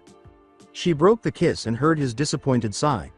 Anko was in turmoil. This strange feeling was spreading throughout her, pooling together in her core, and she felt like she would lose control at any moment. Anko was Mitarashi Anko, for crying out loud, and no man, even if he was devastatingly handsome, could create a pile of mush out of her. She parted her mouth slightly, and his tongue and hers were locked in a battle for dominance. "Anko," he started, "I apologize. I'm not sure what happened to me. If you want me to leave for taking advantage of you, I can understand." "Kaka-kun, do you really believe you can go after that?" Sultrily, Anko called out. "What?" He stammered. He really wanted her, and now he might have his chance. However, he had a terrible feeling that someone was going to be hurt when Anko caught that glint in her eye. "I feel really hot at the moment." She swiftly took his hand and ushered him through the door of her bedroom, where they gazed at one another for a few minutes. "And you are the one who made me feel this way. Are you not going to do something, Kakashi? I thought you were first." With a sigh, Anko took a seat on her bed and said, "Aren't we hopeless? We both want this, but we are just too scared to start anything that might change our friendship," he said, giving her a questioning look. Kakashi sighed as well and collapsed on the bed, saying, "To be honest, Anko, I've been wanting this for a while. I'm not sure how long I can wait. Just let me know if you're prepared. Damn the consequences." What does a long time mean? Since a boy could start having wet dreams. That is a long time. Indeed it is. Thinking there was no chance, Kakashi began to get out of bed, but Anko's foot on his chest stopped him. "Kaka, as I previously stated, we both desire this, and until one of us obtains it, nobody is going to leave. You get it?" she asked firmly, and Kakashi gave her a very Naruto-like smile before he threw her onto the bed and gave her a rough kiss on every corner of her mouth. She tasted of sugar and dango, which was the complete opposite of her violent nature, while he tasted of ramen and onigiri, which made her think of Naruto. She moaned and shivered against Kakashi's mouth before he abruptly released her. One of Kakashi's hands pinned Anko's hands above her head, while the other was gradually moving down to the nether regions, leaving a trail of goosebumps. He teased, "Anko, you have too many clothes on. It's time to take them off." He reached over and dragged her dress's back zipper down, running his fingers down her back. She trailed her hands over the taut, muscular flesh of his stomach and pulled off his shirt, saying, "Hang on, Kashi. I'll be naked just by one piece of clothing, so I will have to help you take some clothes off." Now it was his turn to shudder. Kakashi only wore his boxers after removing his pants. Wearing only her underwear, Anko lay on her bed in a highly suggestive position. Kakashi gave her a hungry look. She took a deep breath, and her breasts rose and fell. To torment her, he slowly hooked a finger inside her lace panties and pulled them down, painfully slowly and inch by inch. Her patience was wearing thin. She refused to acknowledge that she was a blushing virgin. Well, perhaps not a blushing one, but a virgin nonetheless. Soon he would know. When his prize was shown to him, Kakashi smiled slightly. Anko let out a low groan of desire as he ran his fingers over the top of her sex. He had a look of anticipation on his face and his groin tightened rapidly. There was a small issue. Kakashi wasn't nude, but Anko was. She was deeply troubled by it. Anko pushed herself to her feet and ruthlessly tore down his boxers, exposing himself to her in all his 8-inch splendor. Anko cheekily said, "There, now we are even. So where were you?" Kakashi watched her writhe and wriggle beneath him as he smiled at her and swiftly dipped 2 fingers inside her trembling warmth. Her wetness increased exponentially as he pumped his fingers in and out. Kakashi grinned. He intended to push her over the edge and come to a stop. Anko grabbed his hand and flipped them over so their positions were inverted before he could execute that plan. She took hold of his length and gave it a light pump, causing him to groan with pleasure. They shared a fiery kiss as he reached up and pulled her face down toward his. "Anko!" exclaimed Kakashi. "I need you now. Forget foreplay, we'll do it next time. I want to be in you now." This time, Anko did blush as she was turned over once more and gazed up into the mismatched eyes of her soon-to-be lover. With his knees between her legs and his member poised at her entrance, Kakashi was hovering over her. She knew right then and there that Kakashi would never hurt her because she could see the tender love in his eyes. In order for her to fully trust him. Kakashi. Anko stumbled the words. With a blush that could compete with Hinata's, Anko confessed, "It's my first time, so please be gentle." Kakashi chuckled a little. "Anko, I've never done this either, but I'll try my best." Having said that, he used a single, powerful thrust to break through her barrier.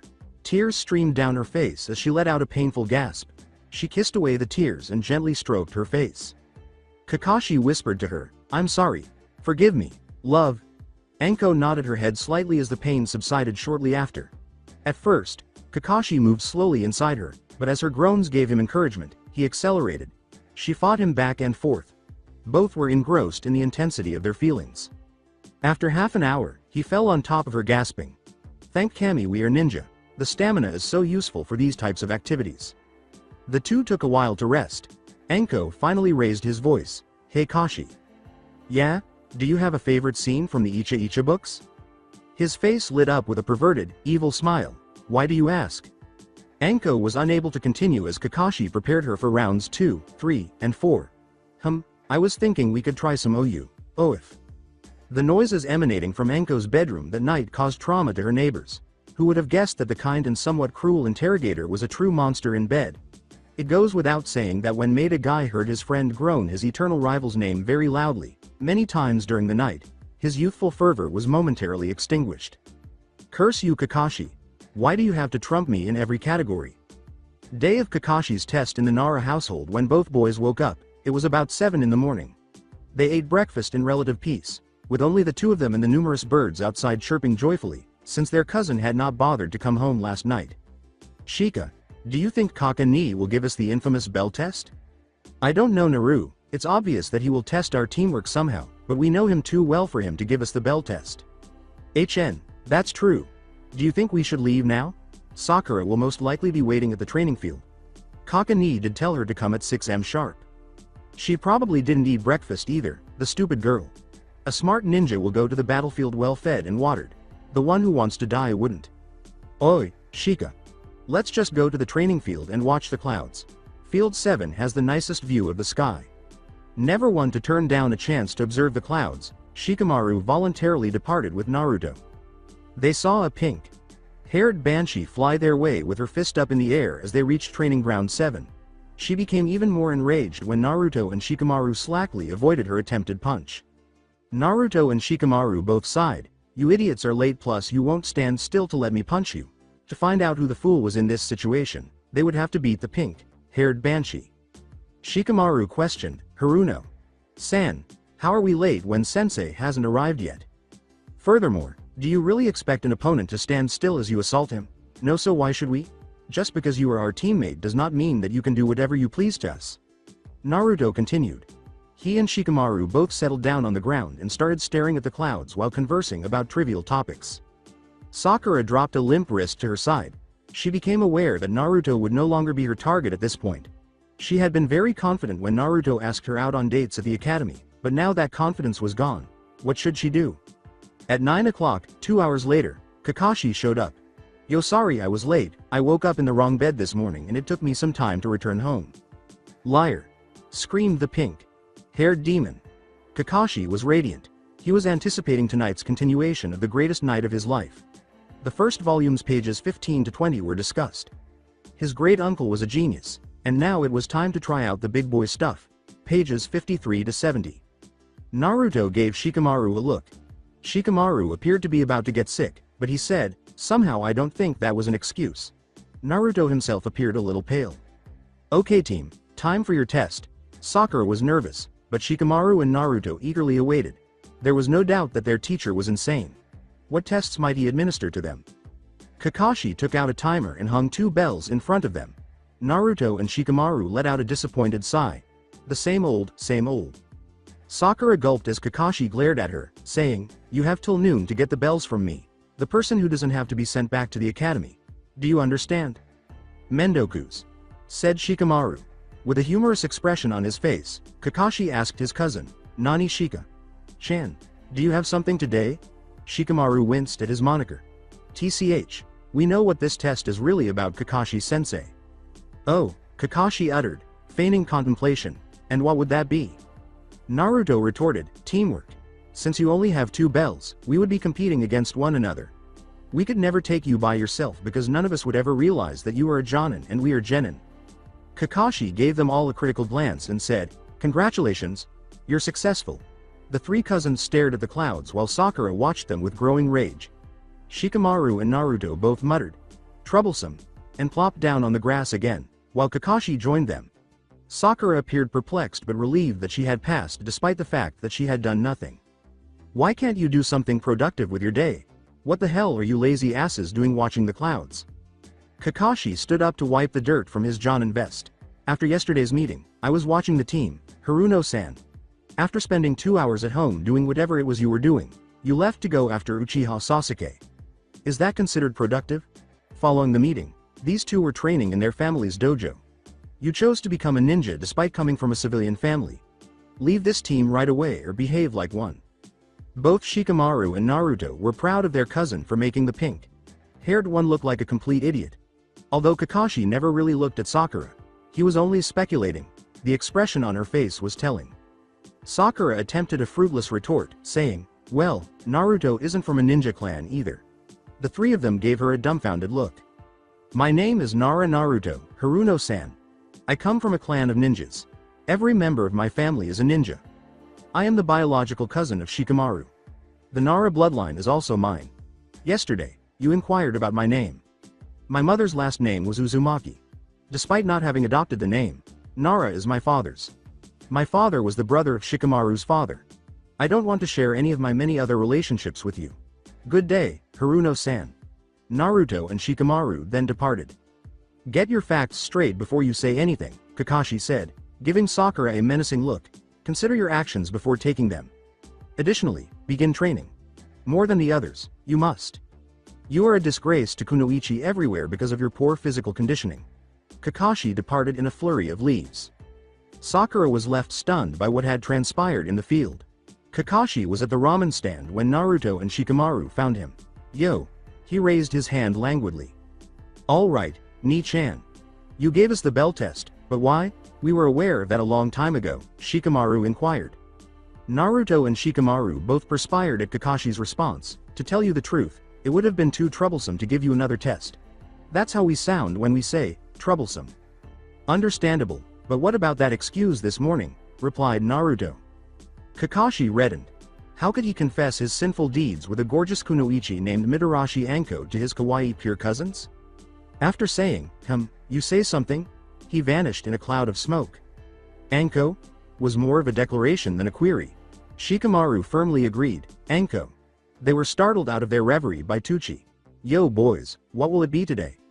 "Please, old man," Naruto exclaimed, 2 bowls of miso ramen. Shikamaru gave a 1 bowl of beef ramen for me. Following their meal, the cousins went for a walk around town, where Naruto was drawing attention from onlookers that he had never received before. The return of the Yondaime Hokage in his chibi form caused the civilians to do double takes. The 2 boys had captured the hearts of the girls. Naruto, "Yo. Q ni, nani? I'm bored, unfortunately. Keep me entertained." "Absolutely not. Hey, at least it was worth trying. In any case, we must begin your training with Kitsune. Ken. Let Shikamaru know that he will also be learning this." "I'll do it, boss. When does the training start? In 2 weeks. Okay, Ni-chan, now go to sleep. I'll do it, child. Oi, Shika, yeah Naru. The both of us are going to be learning Kitsune Ken from Q-Ni in 2 weeks. It will help us tremendously in the future, is that alright? It's troublesome, but if he says it's necessary then yes, I'll do it. Great, now let's go home. Yoshino Ba-chan made our favorite dinner tonight. Naruto, it's only 10:30 in the morning. Is it now? Well oops. Yosh, let's go train. TCH alternates between being an Uzumaki and a Nara. You are a very unruly cousin, Naruto. Shikamaru and Naruto were at their wits' end after Team 7 had been in action for roughly 2 weeks. The person with the pink hair had done nothing to assist them. She did little more than paint a fence or occasionally lift a box. After noticing this, the sandame and Kakashi divided the remainder of her pay among themselves and cut it in half. In any case, she didn't notice. The missions were, to put it mildly, problematic. The boys weren't given enough challenges, whether it was cleaning the Ino-Sakura kennels, removing manure from a nearby farm, or capturing the demon cat Tora. But there was a silver lining to carrying out these missions. A lot of civilians were starting to get to know Naruto. They initially believed the demon child would grow 9 tails, have bright red eyes, and demolish everything in his path when he entered their gates prepared to work. However, they couldn't help but feel a little embarrassed that they had shunned a boy with an angelic heart when they actually spent time with him and observed him at work. He was instantly liked by every civilian family he encountered. Some civilians had initially raised a silent commotion when it was revealed that Naruto was, in fact, a Nara and even possessed the bloodline. But then their friends, the majority of whom shared their current mindset, reprimanded them. The boy was given a chance by the civilians. Even though it was little, it was a beginning. In the street, Naruto was beginning to receive some smiles and waves from the general public. He and Shikamaru received double pay for babysitting because they were naturals with kids. Unbeknownst to them, a large number of women had noticed this and formed a fan club specifically for the two attractive boys. To have little Narutos and Shikamarus running around, they had agreed to get into the boys' pants. Unbeknownst to the public, only 2 girls, one from Sanagakure and the other from the outskirts of Wave Country, would get to bear the children of the Nara cousins. Don't expect the boys to jump the girls' bones the moment they see each other, as this doesn't happen until much later in the story. Both were viewed by the civilian girls as being of the silent, strong type, similar to Hitaki Kakashi but with different hair colors. Girls with hearts in their eyes followed Kakashi, Naruto, and Shikamaru wherever they went. For all 3 men, the situation was rapidly becoming too problematic. Sakura trailed behind the cousins as they traveled on rooftops to report for missions. Speaking of Sakura, her kunoichi days were becoming increasingly bleak. She recalled the conversation she had 3 days prior with Ino. The Yamanaka store in the past, a new customer entered the Yamanaka florist shop, causing the door to jingle. From behind the desk, Ino's head appeared. As she saw who it was in front of the counter, she began to taper off. Welcome to Yamanaka Florists. How can we? Sakura gave her former best friend a tense smile. Hi Ino, can we talk? Ino looked at her with a disinterested expression that made her think of Shikamaru. About what? Inquired Ino. Oh, you know, the normal. Boys, the latest hairstyles, etc. Sakura chuckled. Ino herself gave a chilly laugh. Sakura appeared pleased to see her friend again and said, I would love to Sakura. If I were a civilian, Ino concluded. Sakura appeared shocked. What? Sakura-san. We are now kunoichi. We don't have time to worry about trivial matters like boys or other material possessions. To preserve the honor of our nation, we are now taught to be murderers. Shall we now compare ourselves, Sakura-san? Sakura gave a stupid nod, too stunned to fully understand. Let's start with the clothing, Sakura-san. Take a look at you and me. Observe what? Like Naruto, you're dressed in dark hues like black and navy blue. Sakura appeared devastated when her former friend switched from the purple outfit to a typical Chunin outfit without the jacket. And I'm wearing pink. Exactly.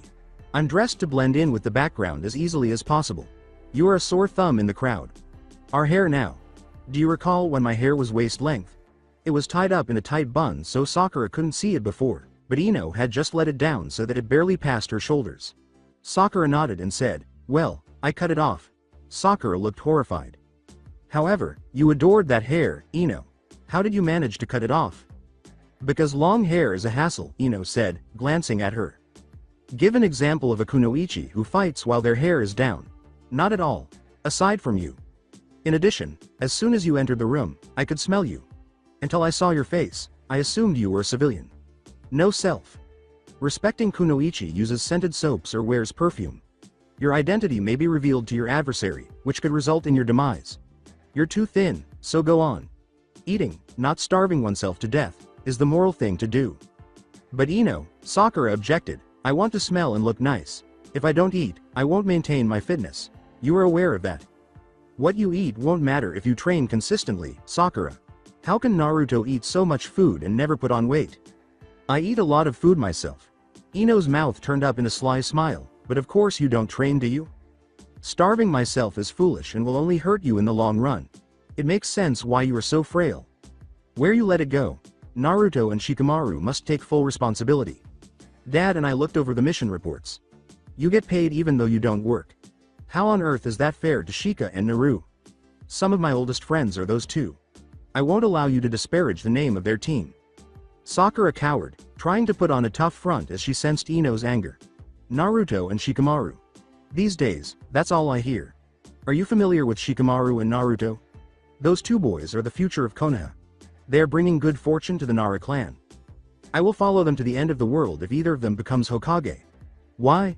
They are the focus at all times. Nobody seems to care about me at all. Sakura, on the edge of tears, yelled.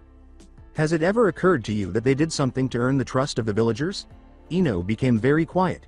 You've probably heard Naru or Shika say, respect is earned, not given. Keep in mind that they are not who they appear to be. We, along with those two boys, are Konoha's future. Even if I die, I will defend my village because I am a kunoichi. So get your act together and quit being such a spoiled brat. The more you work, the more people will respect you. Sakura had a dejected expression. No one respects me. Her voice was small as she asked.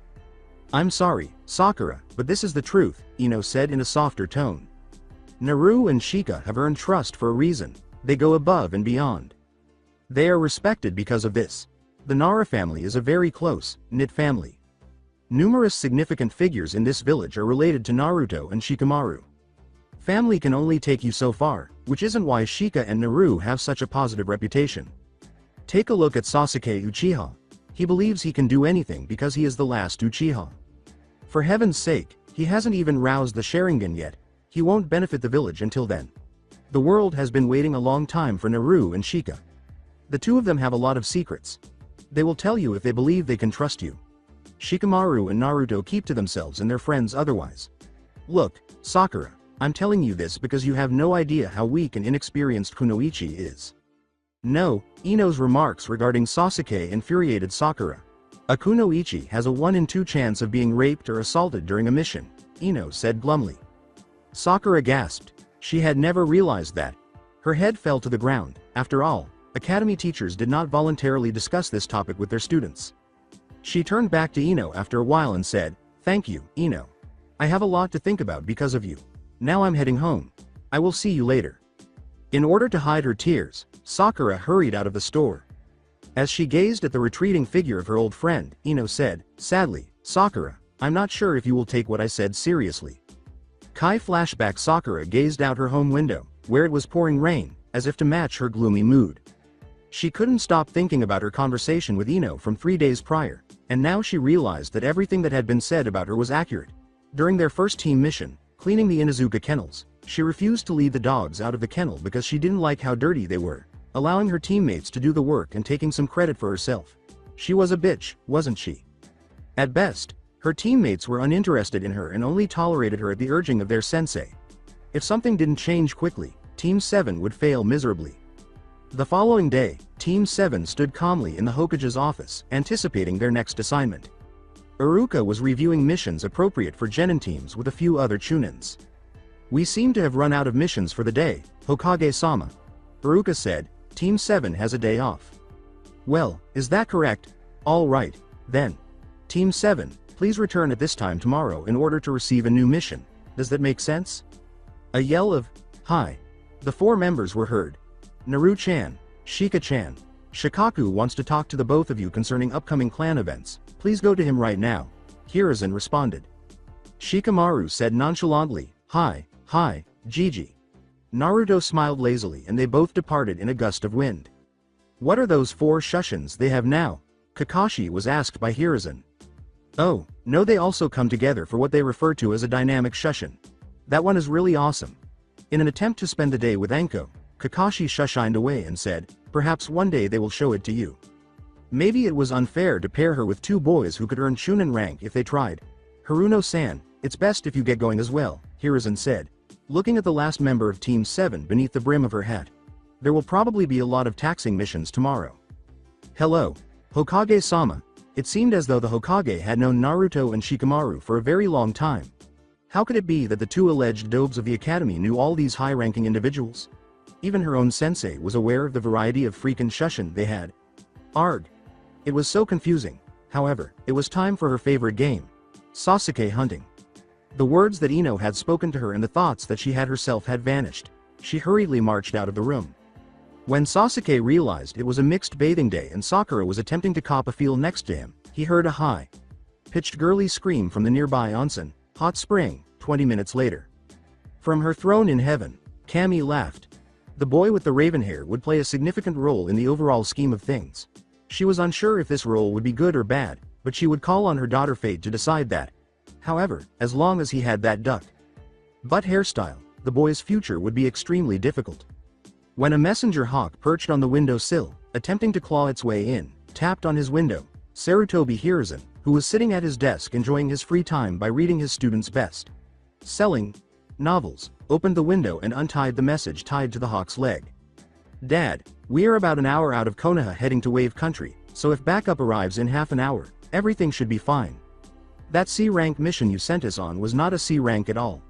We were attacked by the demon brothers Gozu and Mezu, and if they are still here, then many more high-ranking nin will be here as well. Asuma. With a sigh, Sarutobi said, I've been hanging out with the Nara clan for far too long. They're rubbing off on me, he said, adding, so much for my porn. Reading afternoon. He had sent his son's team on a C-rank mission just hours earlier because he believed the team was ready, and now it was at least an A-rank mission. An Anbu wearing a boar mask materialized when he snapped his fingers. Bring me Hitaki Kakashi, Nara Naruto, and Nara Shikamaru now. Hello. In front of Yoshino and Shikaku, Shikamaru and Naruto were seated in the dojo of their clan. Now, guys, you realize that the Sandame's justification for telling you that we must talk to you is a lie, don't you? Both boys said in a monotone, Hi. Are you aware of your true purpose for being here?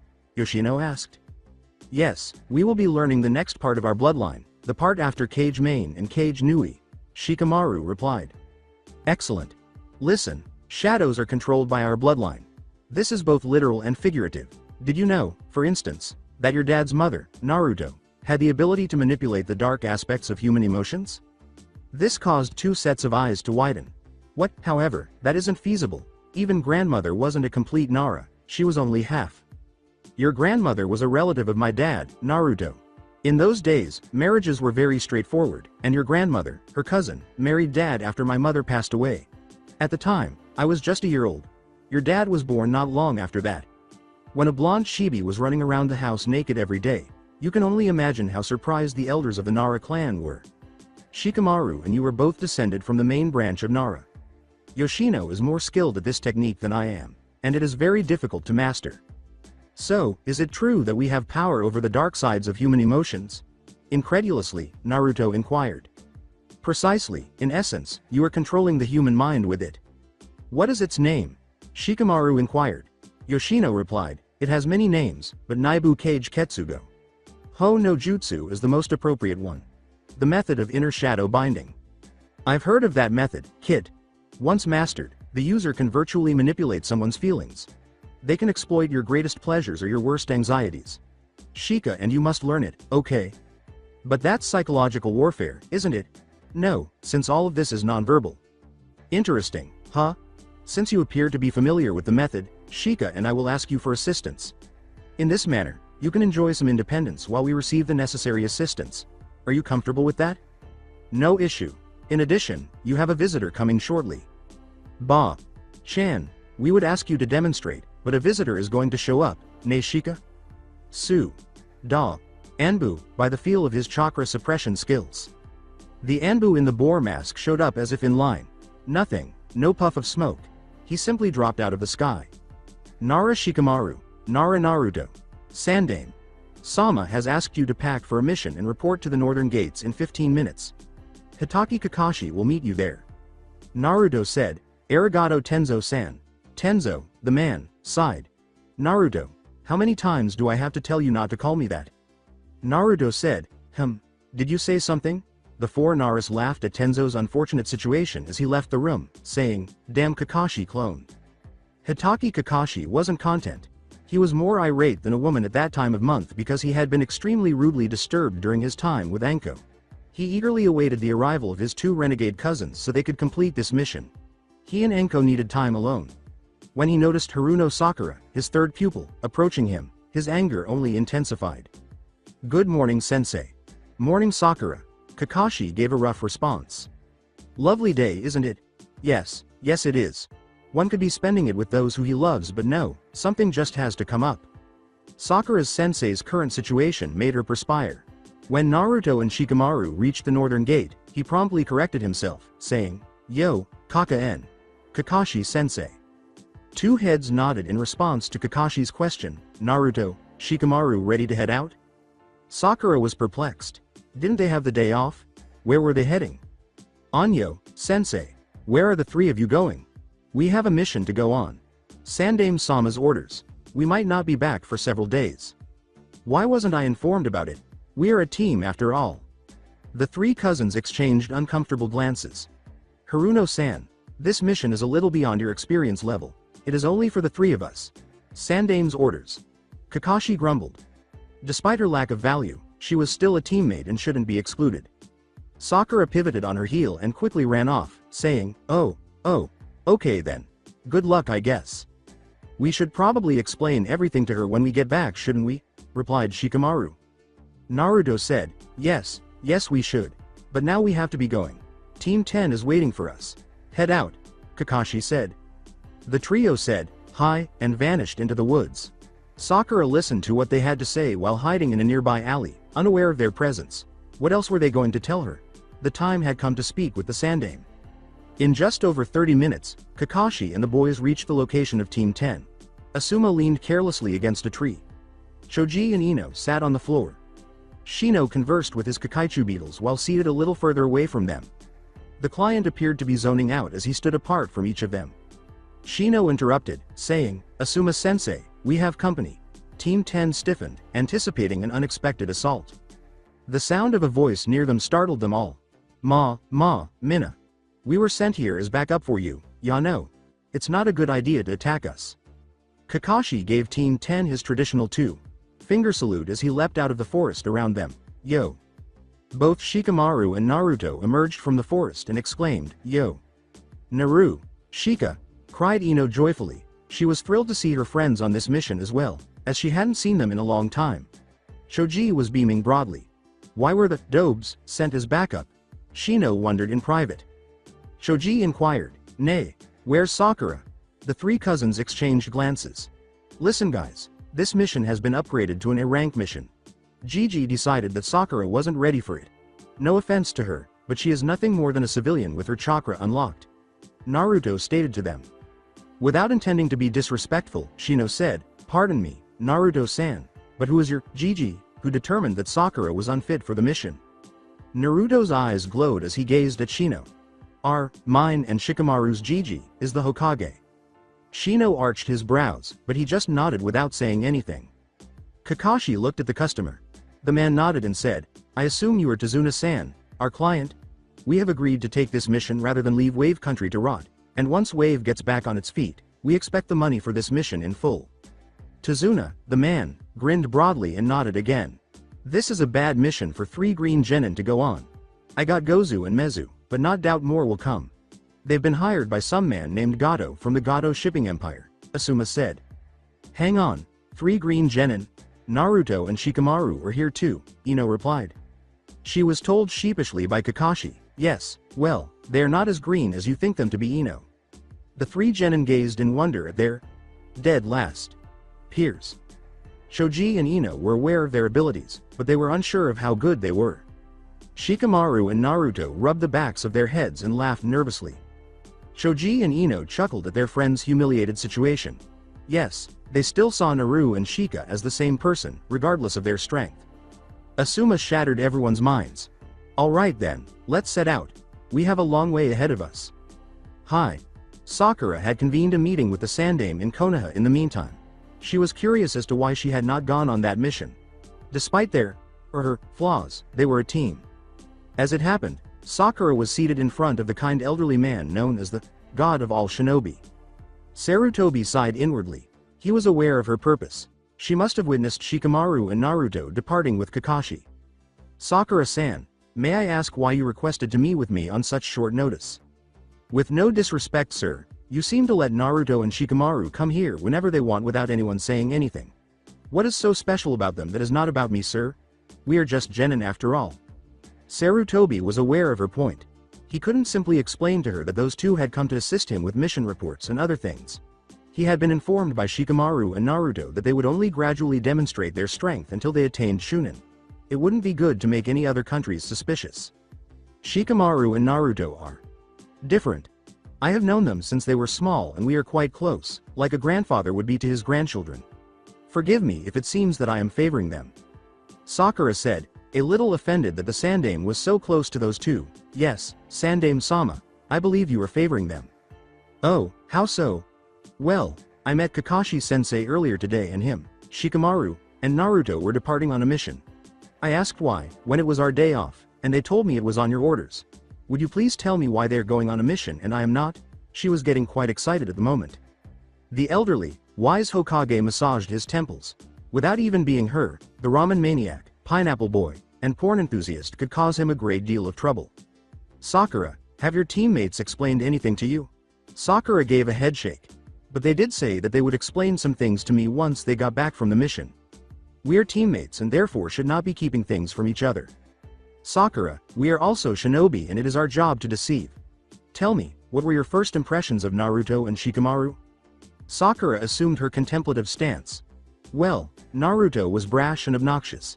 He disgusted me. Shikamaru was lazy to a fault. Both showed absolutely no potential whatsoever.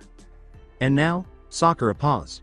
She almost added good looks, but then she would have to consider herself a traitor to her love Sasuke and Sasuke only movement. They seem changed, I suppose. Naruto even looks different than before, taller and more mature. Shikamaru seems even more relaxed if that is possible. The two of them and Kakashi-sensei get along very well. I seem to think that sensei is very relaxed in their presence. Their skills have also improved. I'm starting to wonder if Kakashi is teaching them separately. I assure you, he is doing none of that. I am disappointed in them that they have not told you yet though. You are their teammate, no matter your differences. The truth is, Naruto and Shikamaru are not supposed to be genin. Sakura danced joyfully inside. She was aware that the two dobes were being removed from the team because they lacked potential. Sarutobi concluded, they are supposed to be elite chunins. It was the end of Sakura's world. What was her shriek? The sandame nursed his old ears tenderly, winced. It is the truth, Sakura. On my orders, Naruto and Shikamaru have been hiding their relation to one another, their skills, and their potential ever since they entered the academy. You heard about how your teacher Mizuki died? You don't mean? Yes, Naruto purposely failed the exam in order to lure Mizuki out. Mizuki was planning to betray the village so Naruto killed him. I suggested to Naruto that he and Shikamaru take on the rank of Chunin. However, Naruto said that him and his cousin being promoted would raise too many questions as well as change team dynamics. You would be the odd one left out. So in a sense, they became genin for your sake. The mission they're on right now is very dangerous and you would die should I have sent you out on the field. At the moment, Sakura felt very small. She was at a loss for words. She felt bewildered, irate, and a little envious. The sandame let out a sigh. Look, Sakura, you are one of my shinobi, and as your leader I must tell you something. Either get your act together or stop being a kunoichi. Before you say anything, ask yourself, have you trained outside of the academy? She did not mention that Sasuke's stalking actually made stealth better. With weakness, she confessed, no. Not even after Kakashi asked you to the day of your first team meeting, exam? No, sir. I don't particularly enjoy training. Very well then, Sarutobi said, examining the girl before him. Respectably, kunoichi didn't train. I'm at a loss. Have no say in what? You are currently Haruno Sakura. Are not a member of Team 7 anymore. You left everything to your teammates and did little to no work, according to all of the mission reports and client eyewitness accounts. You have only demoralized your team and have never participated actively in training outside of team practices. I apologize for what I did to you, however, you are to blame for this. For the time being, you will only be a genin who fills in for teams that require an additional member. I'm positive that Kakashi gave you taijutsu scrolls and instructed you to get better at using them. I am aware that you have disregarded that as well. You will now be performing required training exercises under a Chunin's supervision. I will have to remove you from the Shinobi squad if you don't improve within the next 2 months. Do I understand correctly? Her world fell apart at that point, leaving her shell, shocked, without a sensei, teammates, or friends, without training, and without a body accustomed to the physical demands of Shinobi missions. She realized how much work her teammates put in, letting her do whatever she wanted without having to deal with the consequences until now. Karma is a bitch. Her eyes began to well up with tears. Am I understanding? Sakura looked up into the sandame's face and flinched at the sight of him. The normally benevolent man's face was filled with disgust and revolt against her. The only thing she could manage to say was, hi. Very well, you are dismissed now. She essentially ran from the room. This was a severe but effective measure. She was left off of Naruto and Shikamaru's list of people who were supposed to investigate the village's actual potential. For about an hour, the client and the 2 genin teams had been strolling in relative peace. Being constantly on guard, Naruto and Shikamaru could detect slight distortions in the airwaves because their primary element was wind. Kakashi saw his cousins twitch in irritation. Is everything okay, Shikamaru, Naruto? Kakashi signed with small hand gestures that Asuma could also see. We just can't feel it yet, but something is coming, Naruto signed back. After giving Asuma a nod, Kakashi promptly sent a Kage Bunshin to survey the area ahead of them. Shikamaru suddenly stiffened, flicking a kunai 38 degrees to his right. Except for Naruto, all the genin were perplexed by this. Why did you do that, Shika? Ino questioned him. I thought I felt something in the forest. After investigating, Naruto returned with a dead rabbit with snow, white fur.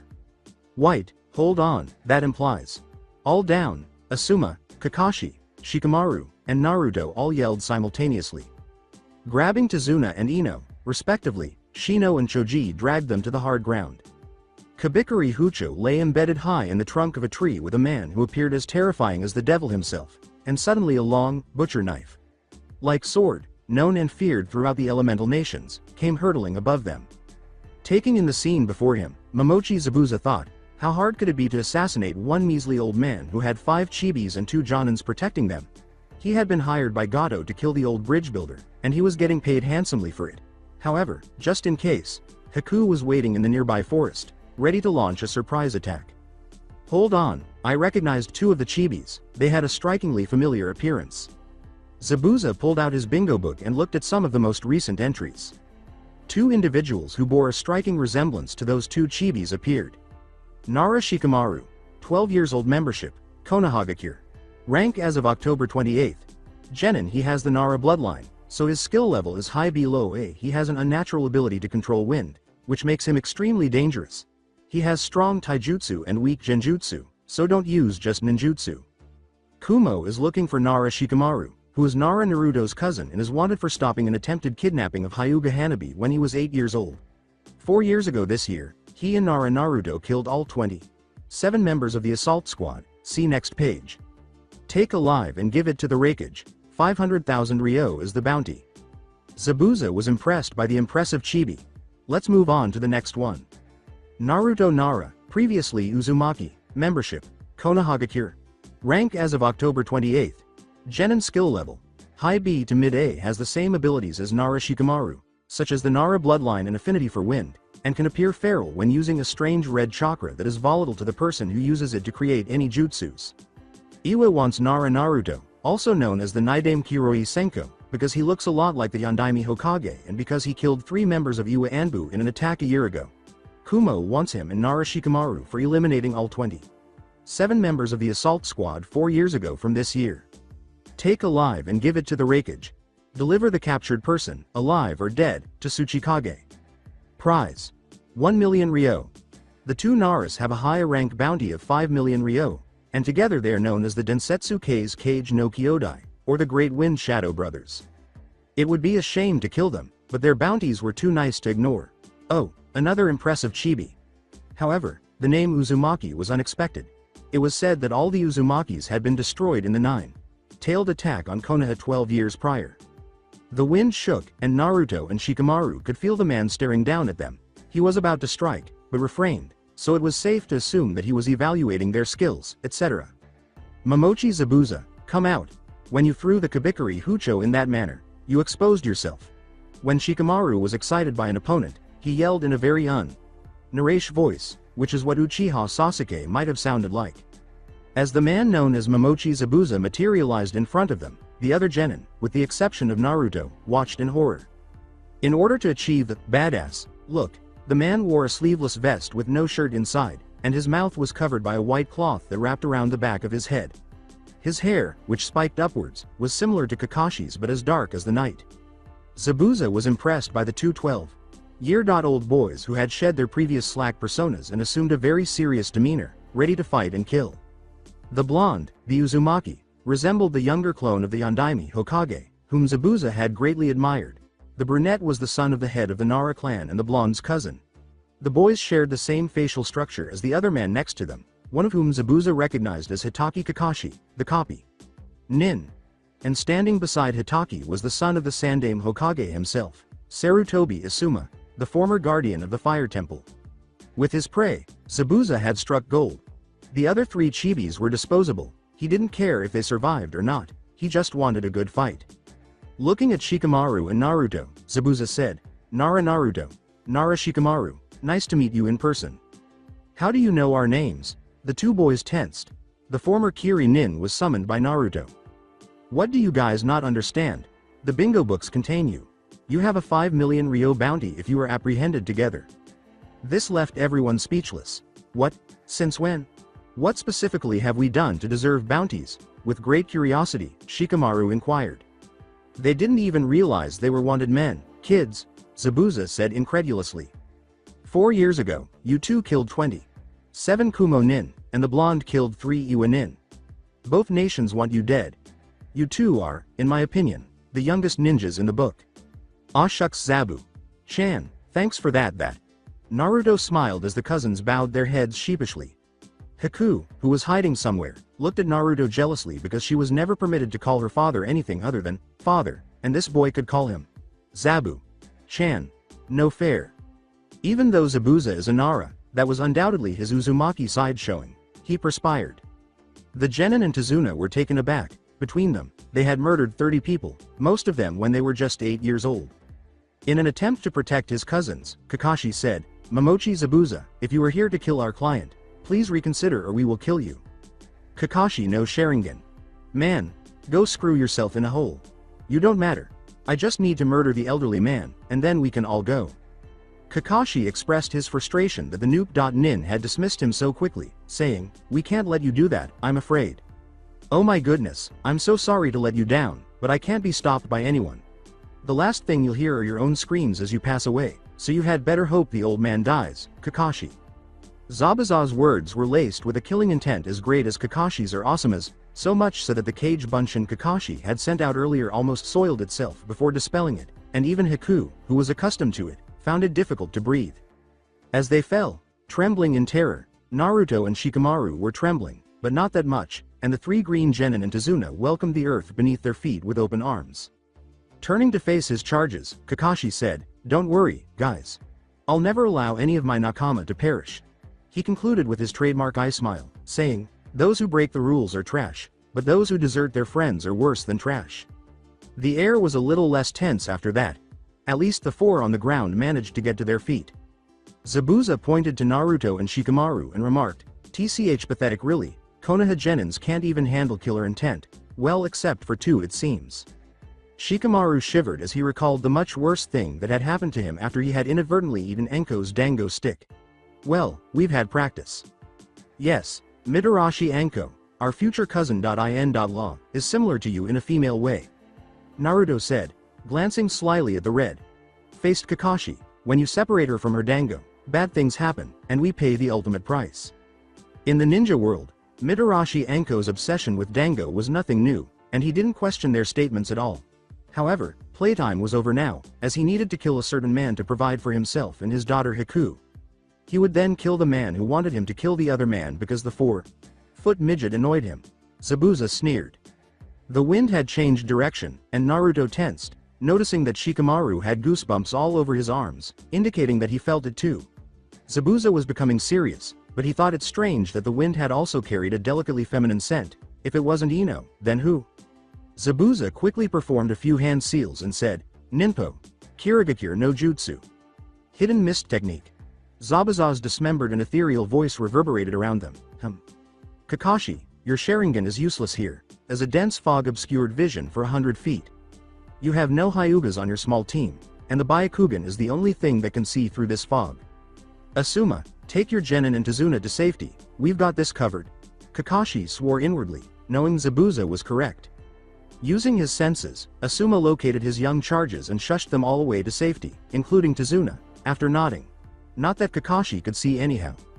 Sensei, Naru, and Shika are fighting an S-ranked nin, Ino inquired after they were safe. Is this really acceptable? There was fear in her voice as she expressed concern for her surrogate brothers, saying, we might not see them again. People underestimate those two too much, Asuma said with a laugh. Naru and Shika are A-ranked nins, according to Zabuza himself. They'll be alright. They have 2 A-ranked nin and 1 S-ranked nin battling an S-ranked nin because Kakashi is also with them. We have to go fortify your house now, Tazuna-san. I'm not in the mood for any more hanky-panky, and you're in serious danger. You must tell us the truth from now on, or we will depart. Does that make sense? With a shamed expression, Tazuna said, hi, and Gomen for putting your lives in danger. Asuma nodded back. Be careful, Kakashi, Oto-Otos. Reluctantly, Zabuza released the jutsu and found himself facing 3 ninjas who looked extremely irate. The Hokage's son had shushined too quickly for him to catch the old man, so he cursed. Hey, as long as the target isn't here, I don't have to be. So, shall we end the day and head home? Since her father enjoyed fighting, why give up now? Haku wanted to scream at him for being a fool. Zabuza, I don't think so. It's annoying, but we have to repay you for trying to kill our client, Naruto thought. Get ready. Naruto rushed forward. Hold on, Naruto. Shikamaru remained silent, knowing that Naruto had charged to evaluate Zabuza's skill, and he informed Kakashi of this. Both of them agreed to wait until Naruto required substantial assistance. Kakashi sobbed as he attempted, but failed, to pull Naruto back. Suiryuden. A fierce dragon formed from the water of the neighboring lake lunged towards Zabuza, who deftly avoided it. Tepodama, Sweden. Zabuza's use of the basic C-rank offensive jutsu multiplied its power tenfold. Since Zabuza mostly used water-based ninjutsu, wind would be strong and fire would be useless. Earth was a viable option, but none of the 3 cousins were skilled at earth-based attacks, so wind was chosen.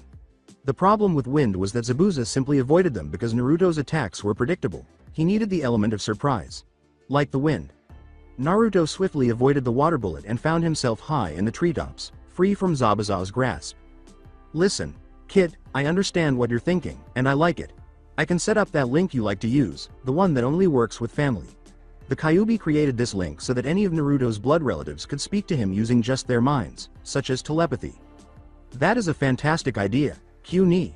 I must get in touch with Shika and Kaka-ni. Okay, Kit, if you can avoid it, don't use my power either. I promise you that it will draw unneeded attention.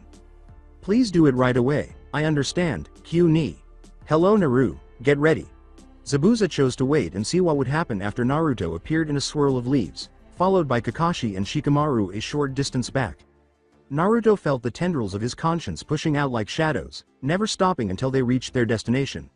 Shikamaru and Kakashi felt it as it arrived, the familiar feeling of Naruto's mind touching their own. Listen, guys, I've got a plan. Tell me what it is, Naru. He always looks to the left more than the right, so the left is weak for him. I realized this when he ducked my first attack, so we need to attack from different directions, ambushing him and taking him down from his blind spot, which is to his left. What do you suggest we do, cousin? Collaboration jutsus. We can easily destroy him with your fire and our wind, Kaka-ni. Any Kaiden jutsu will do, right? Sounds good. Shikamaru will make a futon. Renkuden, and I will use Chidori to attack him. However, Kaiden. Gokakyu no jutsu would be preferred. As the three stared at them like total fools, Zabuza and Haku said, "Listen guys, I know that you're trying to kill me, but to discuss the plan where I can hear it loud and clear is a bit ridiculous. It was impossible. No, it was absolutely impossible, unless..." Naruto's eyes widened. That link never failed. It was not supposed to work on non-family members. Shikamaru and Kakashi were shocked. Their eyes widened at the implications as well. What the hell? Haku grinned at her opponent's foolish expressions. Naruto was making an effort to maintain his composure. "What are you talking about, Zabuza? I didn't make any lip movements." Zabuza grinned and said, "Are you implying that I just imagined your strategy to attack me with Kaden and Futon jutsus working together?" As reality set in, Naruto fell to his knees. Fuck, he was related to Momochi Zabuza, the demon of the mist, who was currently their biggest adversary. Zabuza glanced at the young boy before him, then at Kakashi and Shikamaru, who were watching with wide open mouths, as if they were aware of something he was unaware of. "Zabuza, I did say that, but not aloud," Naruto said as he hurried to his feet and collected himself. "I had it in my mind. I have a unique ability that only I possess, which enables my mind to locate and communicate with my family members. Those who are blood relatives, through our minds. You must be related to us in order for you to have heard what we were saying." Well shit, he was related to the Yondaime Hokage Chibi, and he didn't even know how. Yeah, it was true that the blonde's name used to be Uzumaki, but it was stretching it too far. So who was this kid to him? Haku looked at the boy with the blonde hair. Was he really family? "That isn't possible, Chibi. Aside from my sister and daughter, I never had any family. However, my sister was killed during the bloodline raids in Kiri 20 years ago while she was coming to see me from our hometown." Uzumaki Kushina and Momochi Zabuza were both skilled in water-based jutsus, had the same brazen manner, and that face. It could have been a manly version of his aunt. What was the connection between the two? Kakashi gasped. "No, it wasn't true. It couldn't have been." "What does the name Uzumaki Kushina mean to you, Zabuza?" Kakashi inquired nervously.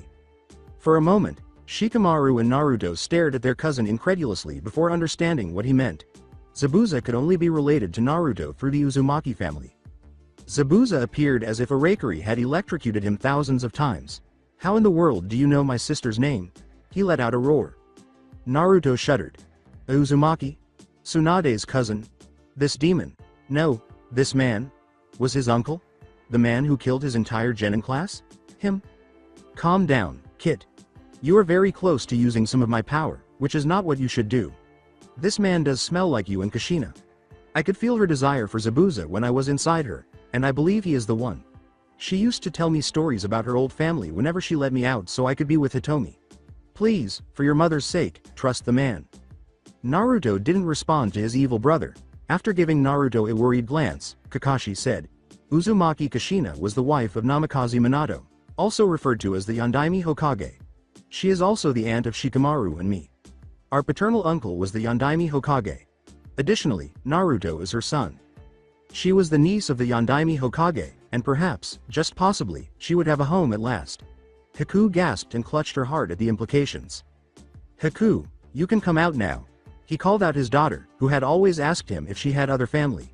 He had always said no. It seems as though he was gravely mistaken. No, it wasn't true. Kushina had died in the raids, right? Had he not looked hard enough? Had he abandoned the Uzumaki name for nothing? Would Tsunade ever forgive him? Zabuza just stared. Kakashi, Shikamaru, and Naruto gazed at the figure that had materialized in front of them. She was the children's age, with long ebony hair that hung down to her waist, a gentle, angelic face, and a heart-shaped face that made Shikamaru's face flush fiercely. "My name is Uzumaki Zabuza, son of the second Azukage. Uzumaki Hideki and my mother, Uzumaki Nadare," said Zabuza. "My name is Uzumaki Haku, daughter to Uzumaki Zabuza." Shikamaru thought, her name is Haku, and it's pretty. His uncle wanted to talk, and they would, about everything, Naruto realized, and the fighting would now stop. "Son of Yondaime Hokage Namikaze. Nara Minato and Uzumaki Kushina. My name is Nara Naruto. Hitaki Kakashi and Nara Shikamaru are my cousins. We seem to be your nephews. But they are my family, and I need a hell of an explanation from them all. Maybe it would be nice to live somewhere again. Yes, I need to embrace my family for Haku's sake and my own. What the hell, I'm the uncle of the Hitaki Kakashi. What has this world come to?" Family was a word that made him feel uneasy, something he had not experienced since Haku's birth. Listen, Naruto. I don't know exactly how to say this, but...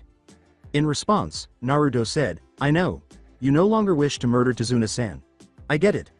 I also understand that you both require a secure residence. We are able to supply this for you.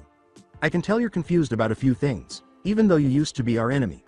Listen, we're moving too quickly, but join us in Konoha. The implications caused everyone to widen their eyes. Naruto went on, we can provide you with a family if you need one. Konoha would greatly benefit from both of you. Haku blushed a little at the compliment. I don't know your skills, but if you were taught by Zab Oji-san, then you must be the best. Zabuza was astounded by the child's acceptance, even referring to him as Oji-san. The Senju, Nara, Hitaki, and Namikaze clans will be watching over you. In essence, you will receive the support of Konoha's founding clans. Additionally, you will become the head of the clan and assume the Uzumaki seat that I previously held after it is revealed that you are an Uzumaki. You should be aware that, in lieu of my great uncle Jiraiya, I currently serve as the Namikaze's seat. In addition, he is Tsunade Ba-chan's spouse. Put all other worries aside. Haku and Zabuza could not speak. Shikamaru concluded that it was, and he added, hey, nobody is making you do anything. The only difference is that, although we are cousins, Naruto and I are actually brothers. Even though you are not my biological relative, any member of Naruto's family is automatically mine, as is Kaka, niece. Even if you are able to protect yourself, the three of us cannot stand the idea of an unidentified family not being protected. If this meeting had never taken place, Kaka-ni might have stabbed Haku in the chest. Do you want that? From now on, Uzumaki Zabuza, you are our uncle, and Haku is our cousin. Remove the Momochi moniker and restore the Uzumaki clan to its official splendor. I implore you, a nephew is pleading with his uncle. Tears were streaming down Haku's cheeks. Please, Otto-san. I want, a family. Haku looked up at him with puppy dog eyes, saying, this is ours. Please don't say no. The truth was that he needed this just as much as she did, and even the most evil demon was human when it came to his daughter. Answer me one question. Before he could inquire, Naruto declared, she's dead. Oh, I see. So, my nephews, we have a lot to discuss. I worry that over the past 20 years, I have missed too much. Maybe you could tell me about 12 of them. Shikamaru, Haku, and Naruto smiled. First and foremost, family always came first. Anko would definitely glomp at the sight of his kawaii cousin, who also happened to be an S-rank nin, but they were family, and family loved each other. Kakashi sighed. Oji-san. The others at Tazuna's house might become concerned if we don't return. They truly were a family, so it didn't feel strange to call the man Oji-san. We should explain everything to them, and then we will find Gato and kill him, Kakashi said. Deal, but I get to kill that man, Zabuza said with a laugh. After seeing the state of the nation, I had already made plans to do it. You'll see, don't worry. And they did.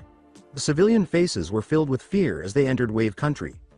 They appeared to be waiting for the family to attack them at any time. They chose to simply jump from roof to roof while observing the remains of a once prosperous nation rather than frightening the civilians any longer. The markets were understocked. Shriveled vegetables and a couple of tiny fish. Rice was the only relative abundance. A ton of rice. Naruto silently vowed to hold those responsible for this to account for their actions against the nation. It would also hurt a lot. The five-person group came to a halt at an open clearing. They had no idea where Tazuna's home was.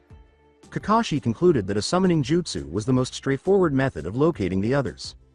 Kachiyose no jutsu. A puff of smoke revealed a small pug strapped to its head with a Konoha headband and a blue gi wrapped around it. Pakun remarked, Yo, Kakashi, Naru, Shika.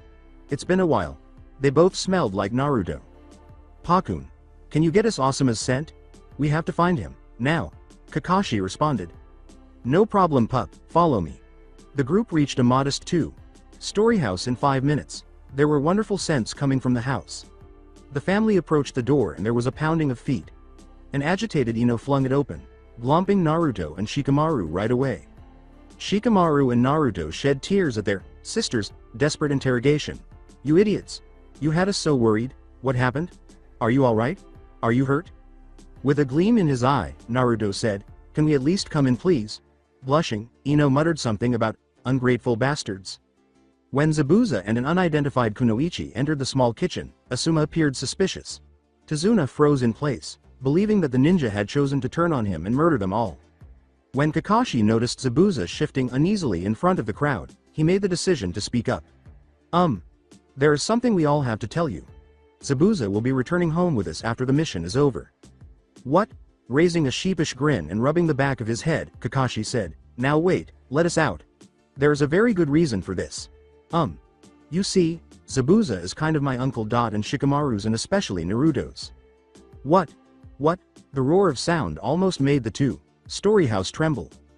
Geez, you guys are so troublesome. His name is Uzumaki Zabuza, my mother's brother, so he is my uncle. Naruto sighed.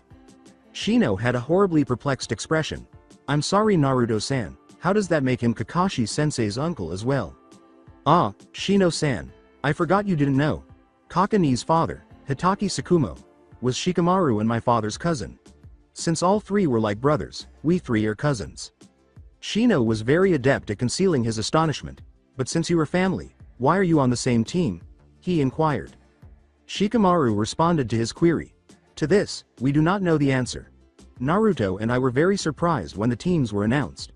We haven't talked to the Hokage on this subject, but he must have had a good reason, so we'll let it go. Shino accepted this response with a nod. These two dobes were therefore related to Hitaki Kakashi. Shino was aware of a problem. Naruto and Shikamaru had barely passed their classes in school, at the bottom of the class. In the bingo book, they were now ranked as A-ranked nins. Before they were truly shinobi, they had killed foreign nins. He would need to inquire about the mystery of the Nara Kyodai from Asuma Sensei. It was an inexplicable mystery, if there was one thing Shino detested. Zabuza gave Tazuna a look. He concluded with a broad smile that was hidden by the wrappings, saying, Oi, old man, I'm sorry for trying to kill you. It's just that my daughter and I need to survive somehow, and this is one of the only ways. If it makes you feel any better, I was going to kill Gato after I received my pay, by killing you. Tazuna broke out in a sweat. For some reason I don't feel very comforted by that fact. For the first time since coming inside, Haku said, Please excuse my idiot of a father. He has no tact when it comes to dealing with such sensitive manners. Everybody's eyes were on her, and she flushed. Shikamaru's gaze on the girl caught Ino's attention. He was stunned. A cunning smile spread across Ino's face. When they all got back to Konoha, she was fully aware of what she was doing. She helped others develop their crushes, instead of chasing them after. Pointing to everyone in the room, she said, Dad isn't very good with all this. Yes, the demon of the mist did blush, and so did Zabuza, of course, with those fucking bandages over his face. Only Kakashi could see. They appeared to understand the emotions they concealed because they were mask twins. It marked the start of an enduring and lovely friendship. Zabuza shot back, Yes, well, I haven't had much practice, have I? Naruto cautiously said, Zabuza Oji-san, could you perhaps tell me about my mother? The tales he was told were insufficient, and he had never met his mother or father. He wanted to hear them from her younger brother, who knew her well. Zabuza sighed as he turned to face the boy. He made him think of his older sister, Kushina. Even though he had only known her for 8 years, those 8 years were the most memorable of his life. Despite having a Yondaime appearance, he had a personality that was a mix of Nara and Uzumaki traits. He appeared to be a miniature version of Kushi-chan based on his observations of the Uzumaki side. Zabuza wouldn't be shocked if, beneath that composed exterior, songs like Datbeo occasionally surfaced. Naruto. It's late right now. I want to talk as much as you do, but let's talk tomorrow. All 5 of us. Is that acceptable? Naruto gave a nod. His uncle was correct. At this point, it was quite late. It was long since the sun had set. Haku and I will make camp outside. The house is cramped as it is. We don't want to intrude, said Zabuza. He was aware that his presence would make others uneasy. The others gave a nod of agreement. They both strode out the door without a word. Choji remarked, Damn Naru, you have a messed up family. His response was, Ya think. The awkward silence that followed was broken by Tazuna. He pointed to the attractive young woman and the young boy in the room, saying, Well, this is my daughter Tsunami, and my grandson Inari. The boy looked at them blankly as the woman, Tsunami, waved. Naruto and Inari engaged in a battle of wills, a staring contest. After just 3 seconds or so, Inari screamed in response to Naruto's stare. They hadn't eaten yet, but it was too late for dinner. There was one more room for Tsunami. While the men and boys occupied the room, Ino would share a bed with Tsunami. They didn't like the idea of dealing with 6 men in one room, but since they were ninja, they would adapt. Naruto stayed up that night contemplating everything that had happened today. As an uncle and cousin, he had acquired an S-rank missing nin and his daughter. The strange thing was that it didn't feel strange at all. It felt just right. Even though they were extremely dysfunctional, they were still family. He would also be meeting a complete Uzumaki for the first time. Tsunade was not included. He was aware that the second Uzukage was the father of his uncle, his mother, and his grandfather. The sister of the Nidame Uzukage was Uzumaki Mito, the wife of the Shodem Hokage. He was unaware that the Uzumaki clan had been exterminated some 30 years prior in a civil war. The Uzukage was killed in it. Kushina, Zabuza, and Uzumaki Nader escaped to Kirigakure, where Nader eventually died a year later from severe mental illness. Zabuza was 4 years old and Kushina was 8 at the time. Kushina was swept away when Kiri started its purge of bloodlines about 4 years later.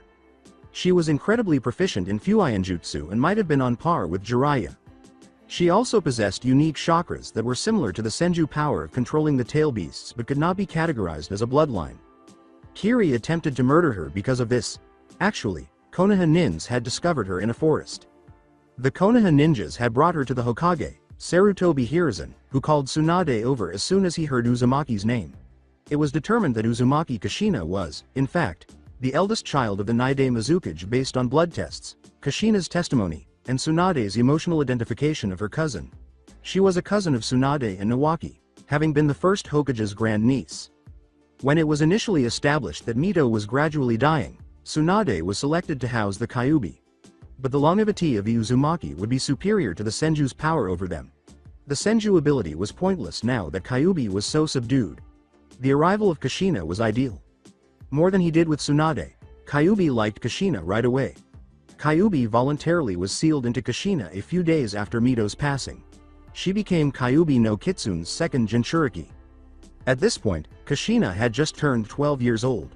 She joined the team of Aburame Shibi and Namikaze Minato instead of going through the academy. She and Minato had previously met at a family gathering where it was disclosed that Kushina was the cousin of Minato's uncle's wife, Tsunade's Senju. The relationship between Kushina and Shibi was extremely peculiar. They hardly spoke, despite being as close as brother and sister. They claimed to have an understanding of one another when Minato questioned how this was possible. At first, Minato and Kushina didn't get along. With her plump face and bright red hair, Kushina thought Minato was a pansy and that she resembled a tomato. However, the thread that held them together until the very end was that red hair. Kushina had made numerous unsuccessful attempts to locate her brother. Stories of the Demon of the Mist, destroying his entire genin class had been told to her. However, he was not named Uzumaki but Momochi Zabuza. Zabuza was a very popular name back then. It is impossible for Momochi Zabuza to be Uzumaki Zabuza. A full-blooded Uzumaki male dropping his last name was unacceptable. The family would have been ashamed of that individual. She believed Zabuza would never act in such a manner, but he did. Naturally, Naruto was unaware of all of this. However, he would. Tomorrow. Naruto didn't move at all that night. Throughout the night, Shikamaru secretly gazed at his cousin. Naruto couldn't sleep. Like Shikamaru, Naruto would typically sleep in uncomfortable positions. During the night, he would sleep soundly and toss and turn. Therefore, it meant something when he remained motionless. Naruto felt nervous, extremely nervous. Morning could not arrive sooner for 5 people. When Zabuza finally woke up, he felt joyful for the first time in a long time. He was overjoyed. His daughter was not the only member of his actual family. His life was brightened by Haku. The only woman he had ever truly loved from the bottom of his heart was her mother. He was never one to confess his feelings, and he was unable to do so until she was killed in the bloodline raids 11 years ago, barely 9 months after Haku's birth. He was going to start living again today. He would develop a heart again on that day. Birds chirping and sunlight streaming into the small space greeted Naruto as he awoke. He was both excited and a little nervous about the entire situation. He was curious to see how this day would unfold. Shikamaru was up much earlier than anybody else. Shikamaru wanted the best for his cousin Naruto because he genuinely cared about him. He was aware that Naruto would always be tolerant of his uncle and cousin. They would manage, but it would be challenging. Shikamaru knew that Zabuza had changed in the 10 or so hours that he had known him. Zabuza wasn't a family man. He was a vicious killer. Or so everyone believed. Family was Zabuza's weakness, and even the strongest men had weaknesses. People would try to take advantage of Zabuza's rough exterior if he revealed his true feelings, Shikamaru surmised. However, Zabuza might reveal his true nature if Konoha could provide them with a place to live. Two men and a grumpy group of boys marched down from the small room on the second floor of the humble house at 8:23 that morning. They were grumpy and hungry. Imagine how shocked they must have been to enter a room with fish on the table and the mouth-watering aroma of freshly made onigiri. The men gazed at it as if they had been reunited with a long-lost lover, and their mouths began to water. Imagine that drool is streaming down from the mouths of these men as they stand there. Let's then picture two girls, one with black hair and the other with blonde, sitting at a table and having a lively conversation about what a kunoichi's life is like. This might surprise them if that didn't. Lastly, consider a man with dark brown hair and spikes sitting at a seat discussing the size of the fish he had caught with the man he had been hired to kill. To gaze at the quartet in wonder, Naruto, Shikamaru, Kakashi, Shino, Asuma, and Choji temporarily forgot they were hungry. The two former adversaries were conversing with the people they would have typically killed. This included Uzumaki Zabuza, who was known as the Demon of the Mist, and had wiped out his entire genin class. What was this world coming to? Zabuza looked up and saw the six of them. They hadn't realized Zabuza had dropped the bandages because they were in a daze. His face was smooth and angular, handsome and chiseled. They pondered whether that was Kakashi's true appearance beneath his mask. Unfortunately, at this time, only his family and one other woman would be aware. He grinned and raised his fingers in a two-finger salute, saying, "Yo Mina, Ahaya." Okay, so that was Kakashi's older, more vicious form. Ah, Ahaya? Did the Demon of the Mist shark-like teeth genuinely smile at you on a pleasant morning? Zabuza gave Naruto a direct look. We promised to talk today, so eat your breakfast and the five of us will have a nice chat. Naruto glanced at Kakashi and Shikamaru. They gave a nod. On both sides, answers were required. There was a fair amount of silence during breakfast. There was the chatter of Ino and Haku.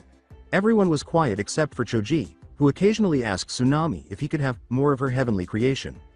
Naruto was eager for breakfast to be over. Naruto was not a patient individual. He lacked patience, which was undoubtedly a trait passed down from the Uzumaki family. Shikamaru and Kakashi observed that when Naruto became agitated, he remained motionless like a statue. Shino watched Naruto stealthily. Who was he? Naruto was a complete failure back in the academy. No potential, no friends, and bad grades. Or so everyone believed. Given how each ninja handled Naruto, Shino was positive that this was all a ruse. The same was true for Shikamaru. However, why would you go to such lengths to conceal your abilities? The conversation at the academy could have served as evidence that Naruto and Shikamaru were at ease with the Jonin senseis. They were far more skilled than any genin. The civilians came next. Compared to the ninjas, they were entirely different.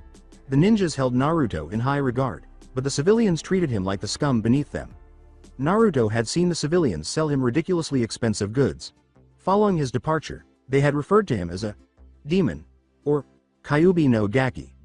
Shino pondered whether his parents' actions toward the civilians were the cause of their rage. He even inquired about this with Aburame Shibi. He had never witnessed his father so emotionally. Naruto's parents were the most amazing people on the planet, according to Shibi, and anyone who disparaged their legacy was the lowest of all people. Shibi had calmed down after his mother entered the room. Tokiko, Shino's mother, grinned and told him that he would have to ask himself who Naruto's parents were. When Shino attempted to place his Kakaichu beetles on Naruto, they consistently returned with the excuse that his chakra output was too powerful for them to remain on him for very long. Naruto had never used chakra in combat, so Shino had always found this odd, but now everything was coming together.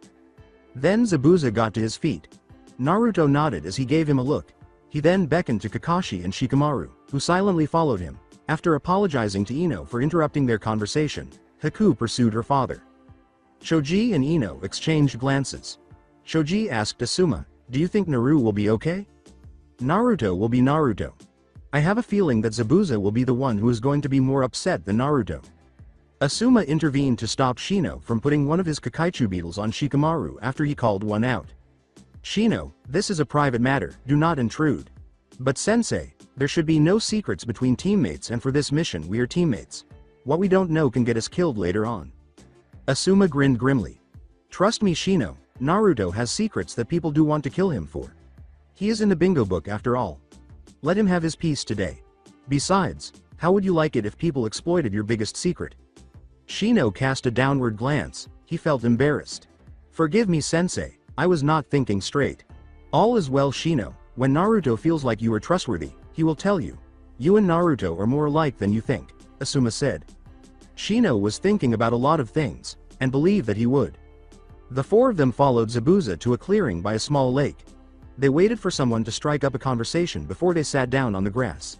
A few minutes later, Zabuza said something. His voice was very flat as he said, "So my sister is dead." It was simply said. It wasn't a question or a statement.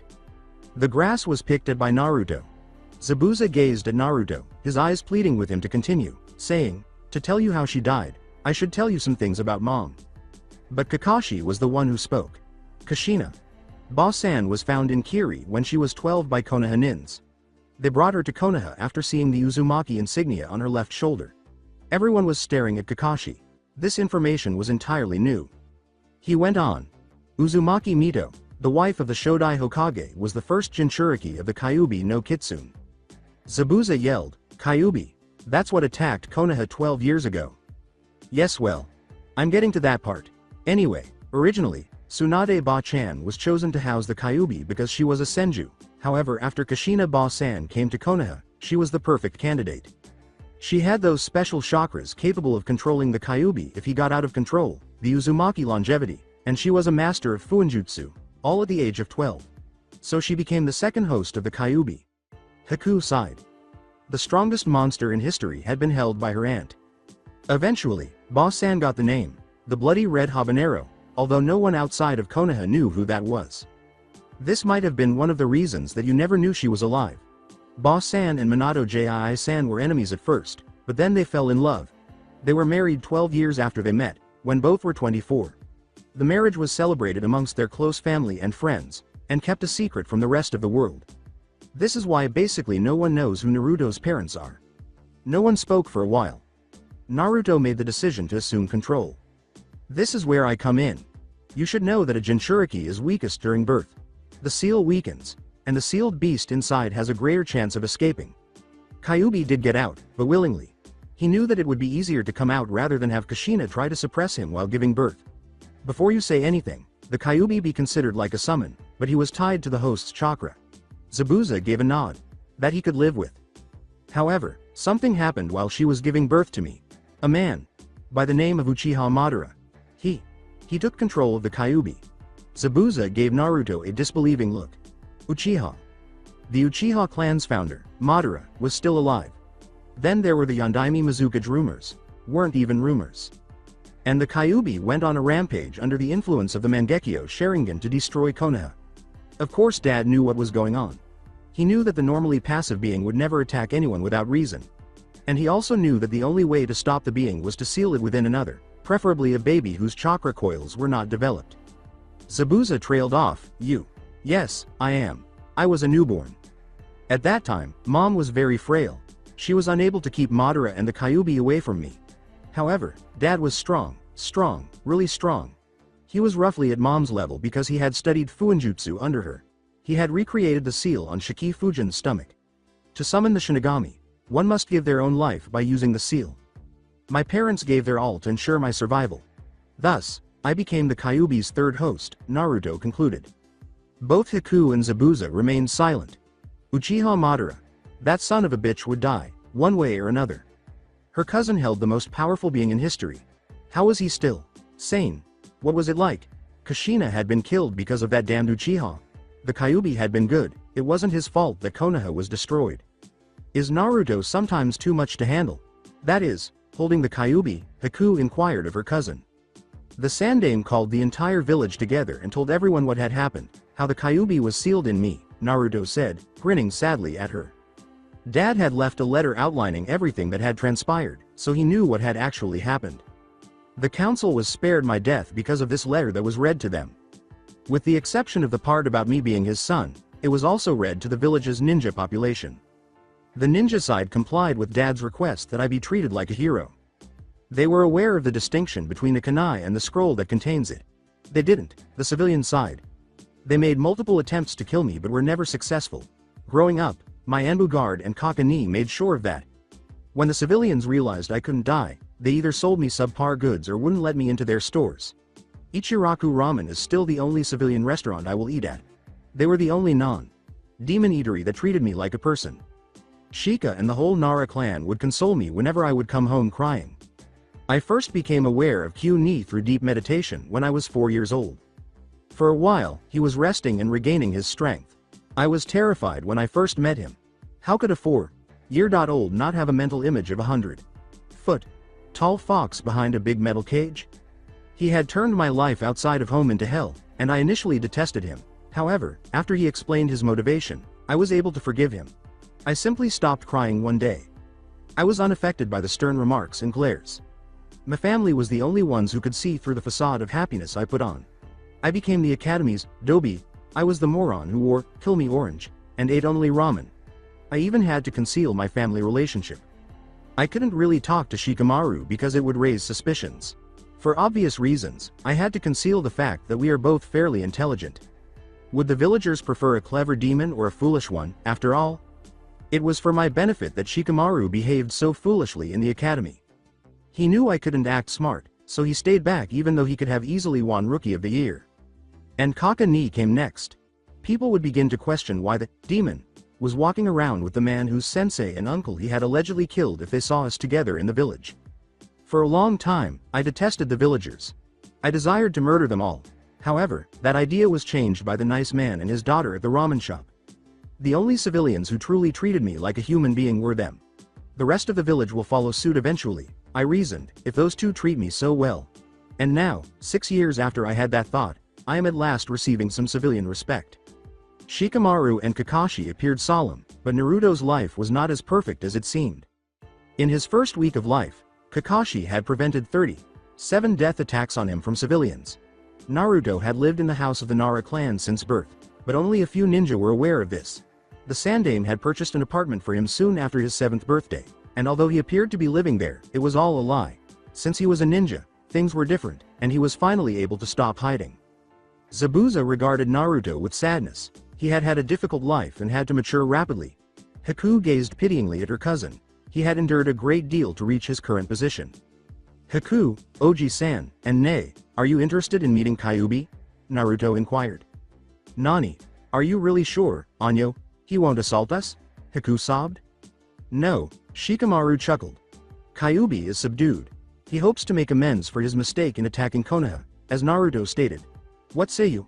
After exchanging glances, Zabuza and Haku nodded, saying, okay, go ahead. Yosh.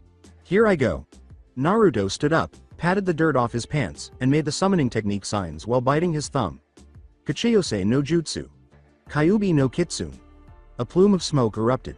From the shadows emerged a 4-foot majestic-looking fox with 9 flowing tails. Yo, or wa Kyuubi da. Hajimemashite. I'm the Kyuubi, and I'm glad to have met you. Kawaii. This is the Kyuubi no Kitsune who attacked Konoha. What has this world come to? Zabuza watched in disbelief as Haku ran and glomped him, bringing Kyuubi to the ground with a huge thud. Shikamaru was appalled to discover that he was envious of an old fox. Did I truly wish I were the one beneath her? TCH. Mendox. Naruto glanced at Zabuza while Haku and Kyuubi performed. Alright, I said my part, now it's your turn. Zabuza touched his hair, which was spiky. Where to begin? You should know that I only knew Nei-chan for 8 years. She disappeared during the Kiri bloodline purge when I was 8. We were the children of the Nide Mizukage. You should know that the 3 of us, Tsunade, Kushina, and I, we were very close. Tsunade, I only knew her for 4 years but I still remember her so clearly. With her blonde hair like you, and her fiery temper, she was the older, blonder version of Nei-chan. When I was 4, Uzu no Kuni had a civil war. Different factions of the village revolted against the Izukage and defected to Konoha or Kiri. Eventually, Dad was killed, and Mom, Nei-chan, and I fled to Kiri. The Uzumaki clan had no idea that we were there or surely they would have killed us as well. We were incognito for a very long time. Mom died the year after we arrived in Kiri. The stress of being a single parent, losing her home, and her husband really got to her. Zabuza grumbled.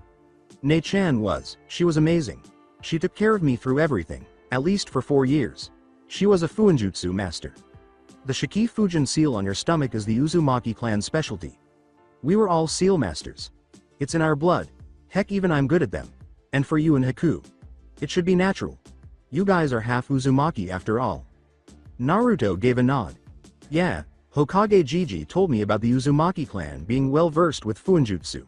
I'm alright at it, but I'm getting better when Jiraiya Oji-san comes and teaches me occasionally. Ah. Jiraiya of the Sanin. He married my cousin, didn't he? Ah. Yes. Tsunade Ba-chan. Hee. Interesting. Anyway, because she was so powerful at such a young age, many people in Kiri had taken notice. They either wanted to kill her or take control of her. I thought that she was killed in the raids, but clearly I was mistaken. You are the living proof of that. If the Yondaime was still alive, I would castrate him with my bare hands for violating my sister, Zabuza exclaimed. Minato sneezed on top of a panting Kushina somewhere on the 9th cloud in the 4th galaxy. Naruto broke out in a sweat. He remained an overly protective younger brother even after she passed away. Mama, I wouldn't be here if he didn't, now would I? I guess you're right, but still. Anyway, after Kushina was gone, I became very depressed. I couldn't take the Uzumaki name, so I took the name Momochi. I entered the academy, and a year later, all of my friends were dead by my hand. He sighed. To this day, I regret that. Believe me or not, but I do. I was almost 10 by this time.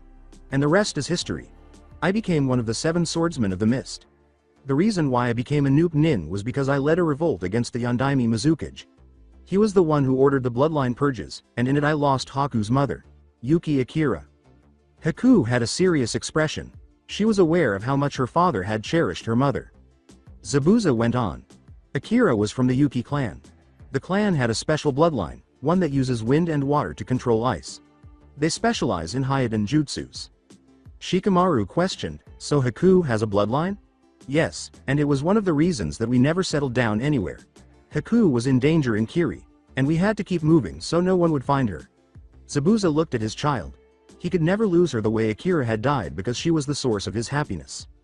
He began by pointing to Kyuubi, who was seated at Haku's feet, and said, Naruto, what you said about Uchiha Madara controlling him. I think that he controlled the Yondaime Mizuki as well. The 3 Konoha ninjas appeared taken aback by this. The Yondaime Mizuki, Yagura, was the host to the 3-tailed giant turtle.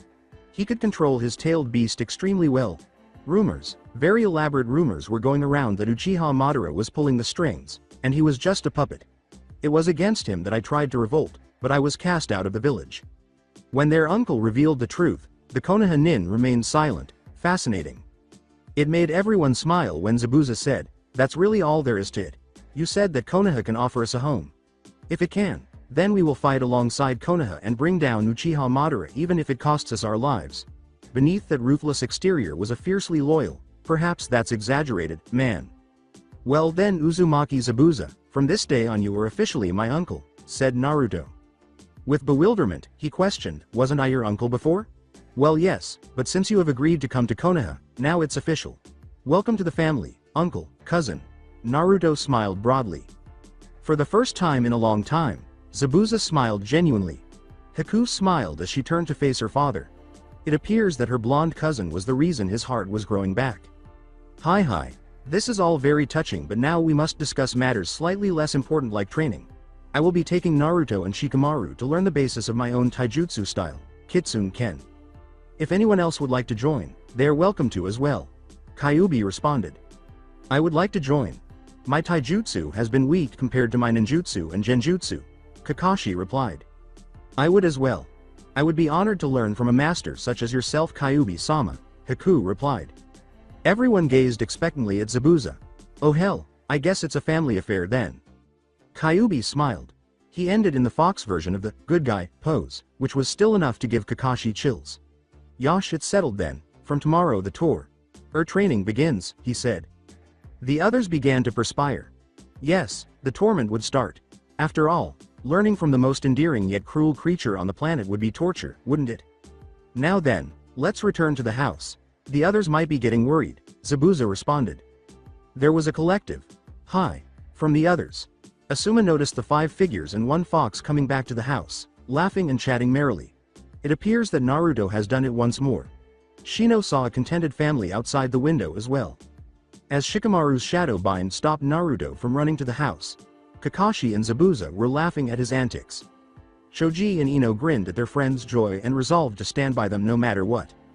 The man who had attempted to murder Tazuna, Tsunami, and Inari was pleasantly surprised to see a genuine smile on his face. The house was approached by the five of them, along with the fox. They had been gone for approximately an hour. A sense of relief washed over them as they stepped inside. Without the fox, there would be no more hatred, no more needless deaths. Zabuza came to a halt before the onlookers. As they bowed to the audience and burst out laughing, the four of them said, "Everyone, let me introduce you to my daughter Haku, and my three nephews, Shikamaru, Kakashi, and Naruto." Asuma was astounded by how much Kakashi laughed. Only when Kakashi experienced his psychotic impulses to go kill people, a trait inherited from the Hitaki side, did he laugh. And here he was, giggling uncontrollably. Would he then choose to get married to some incredibly attractive kunoichi and start a family? Anko was eating her dango somewhere in Konoha when she sneezed. She noticed that her priceless dango was covered in snot as she looked down. She screamed in a fit of rage, "I'm going to mother F. and kill whoever was talking about me." Before they vanished in a rush, people drew closer to her. Asuma froze back in wave country. He thought a very attractive kunoichi was going to murder him. I hope Kurenai wasn't involved. For heaven's sake, he had only once looked at Tsunami. Kakashi's laughter ceased. Then he put on his expression of indifference. Asuma was still uneasy about Kakashi's rapid emotional swings. "Well, starting from tomorrow the five of us will be training for the upcoming battle in a family style, I guess. Yes, Gato and I had an agreement that 10 days from yesterday, we would destroy the bridge. Of course that is void right now, but appearances must be upheld. That gives us 8 days tomorrow that we can train." Zabuza continued. He pointed to the three other genin and said, "You are their sensei, right?" To Asuma. Asuma gave a nod. "Well then, while we will be training, so will you. If they know tree climbing, start them on water walking. Then, because all of them are from clans, have them practice in their clan techniques. I don't know if Gato has hired anyone else besides myself to help destroy the bridge. If he hasn't, then our job is easy, but if he has, then training is all we can do," Zabuza said. "Actually Oji.san, Shikamaru and I can stake out the town for today. We'll be back by nightfall. Hopefully we can acquire some information Gato and his base. Would that be acceptable?" Naruto turned to his uncle. Zabuza considered it. Naruto grinned as he turned to face his cousin and said, "Okay, but bring Haku along." This made Haku flush. "That would be great," she said. Naruto gave his other cousin a cunning look. He, too, was flushed. It appears that Ms. Pristine Beauty is the object of Mr. Tall, Dark and Handsome's infatuation. Fascinating. Naruto shouted, "Yosh, let's go guys," as he launched himself through the treetops. Haku and Shikamaru followed him, pleading with him to slow down. "Oi, mad Naruto. You're not going alone, you know," they exclaimed. Zabuza laughed. "Yep, that's the impatient Uzumaki side coming out in him all right. So Kakashi, mind giving your uncle some of that porn you read?" In 10 minutes, Naruto, Shikamaru, and Haku arrived in the town. They had previously only seen it from a distance in the food stands, but now they were experiencing a range of emotions. Anger, sadness, despair, rage, and more. All the people were dressed in rags. Tezuna's family appeared to be comparatively well off in comparison to everyone else. Children were scrambling for food, looking gaunt and disheveled. The three of them walked in and saw the anxious expressions on faces once more. However, some of the tension vanished when Naruto grinned warmly. "No, I'm joking." The populace flinched in fear as Naruto grinned. Shikamaru frowned as a result of that. When they witnessed an act of kindness, they had no idea what it was. "Oi, Naruto, Haku. They won't let us talk to them when we're dressed like ninjas. Civilian attire would be better." As Shikamaru displayed a radiant blush, Haku remarked, "You're right, Shikamaru-kun. Henges would be perfect." 3 individuals with dark brown hair and onyx eyes, 2 boys and a girl, came out of a nearby alley and began to stroll through the village. In each of them, unrestrained rage arose. That jerk, Gato, would pay for his misdeeds. Have faith. Off to the side of the road, a group of kids hovered around a small fire. They were roasting a very small fish over the fire, not enough to feed the 5 children. In order to catch more fish, Naruto quickly called forth a shadow clone and had it shushin back to the pond close to Tezuna's house. After realizing Naruto's scheme, Shikamaru followed suit. After a while, the clones of the 2 boys returned holding 20 fish. The 5 kids huddled around the fire were approached by Naruto. With 5 fish in his hand, he said, "Hey, my name's Naruto. Would you like some fish?" To the kids. The children looked fearfully at Naruto after staring at the fish. With a twinge of pain, Naruto observed their facial expressions. Because of his early years, He made a commitment to never allow another child to suffer as they grew up. Naruto let his henge fall. The other boys became even more terrified as a result. His eyes adopted a reassuring expression. He drew the youngest boy over to him and took a seat next to him. After giving the fish to the reluctant boys, he sat down and said, "Listen, I'm not here to hurt you. I'm here to help. This headband, pointing to his Hite.8, signifies that I'm a ninja from Konoha. My family and we're going to help you all. So please, take the fish. I swear that soon, you'll get a lot more than just fish. That's the promise of a lifetime." He rekindled the fire with a basic Kaiden jutsu. Over the fire, the boys began roasting the fish. While he played with the boy's hair in his lap, Naruto gazed at the other boys. Every boy seemed to be unwinding. Shikamaru grinned at what his cousin had said. Haku gazed in wonder at her cousin. "When I hear Naruto talk, it just makes me want to believe him," she replied. Shikamaru gave the girl a sly smile. "That's Naruto's special power. He has the ability to change people with his words and his actions. When he becomes Hokage, I swear to Kami that I'll do whatever he says and be the best advisor I can be to him." Haku nodded in agreement. The two then proceeded to explore the rest of the town. The boys cautiously gazed at the blonde after finishing, and then they threw him to the ground. "Naruto ni-chan. Arigato." Naruto gasped when he saw the kids expressing gratitude to him for the fish. For a long moment, the youngest boy in his lap gazed at Naruto. I'm N-N-J-I. Kenji?" inquired Naruto. The boy gave a nod. The other children gazed in wonder at the runt. "He did it," Kenji talked. "Naruto ni-chan, you're a miracle worker." Kenji never talked before. A boy wept. After giving the boy a brief glance, Naruto drew him into a protective embrace. He whispered in Kenji's ear, "All you needed was a little love. Use your voice and change people." With a broad, toothy 5-year-old smile, Kenji grinned. I. The 5 boys were soon again contentedly chowing down on their fish. In case something went wrong, Naruto left them with a clone of himself. He then proceeded to locate Shikamaru in his hanged form and Haku. "Hold on, kid. You're going to get something. Take caution. Regards, Ni-chan." As Naruto spun around, he saw a huge, obese man standing directly in front of him. Most likely, he was one of Gato's men. "Hey kid," called the BFM. "Figure it out." The man had a lisp and a raspy voice. "You're new here. It's protocol for each unregistered person who enters Wave Country to pay 120 ryo. If you don't have, then get out." Naruto gave him a disgusted look. He caught a glimpse of his 2 cousins coming quickly toward him out of the corner of his eye. Naruto attempted to push past the man but was thwarted by a katana close to his throat. "Listen, kind sir, I don't intend to cause any problems here. Please, I don't have 120 ryo. I am simply visiting my family here and wish to see them soon. Please excuse me." The townspeople took notice of this action. Naruto grinned and said, "No kid, you listen. You're in our territory, boy, so you play by our rules. Sir, technically Wave Country is between Fire Country and Water Country, meaning it is controlled by the Hokage and Mizuki. You clearly are not a shinobi, therefore you are not under a contract from either cage.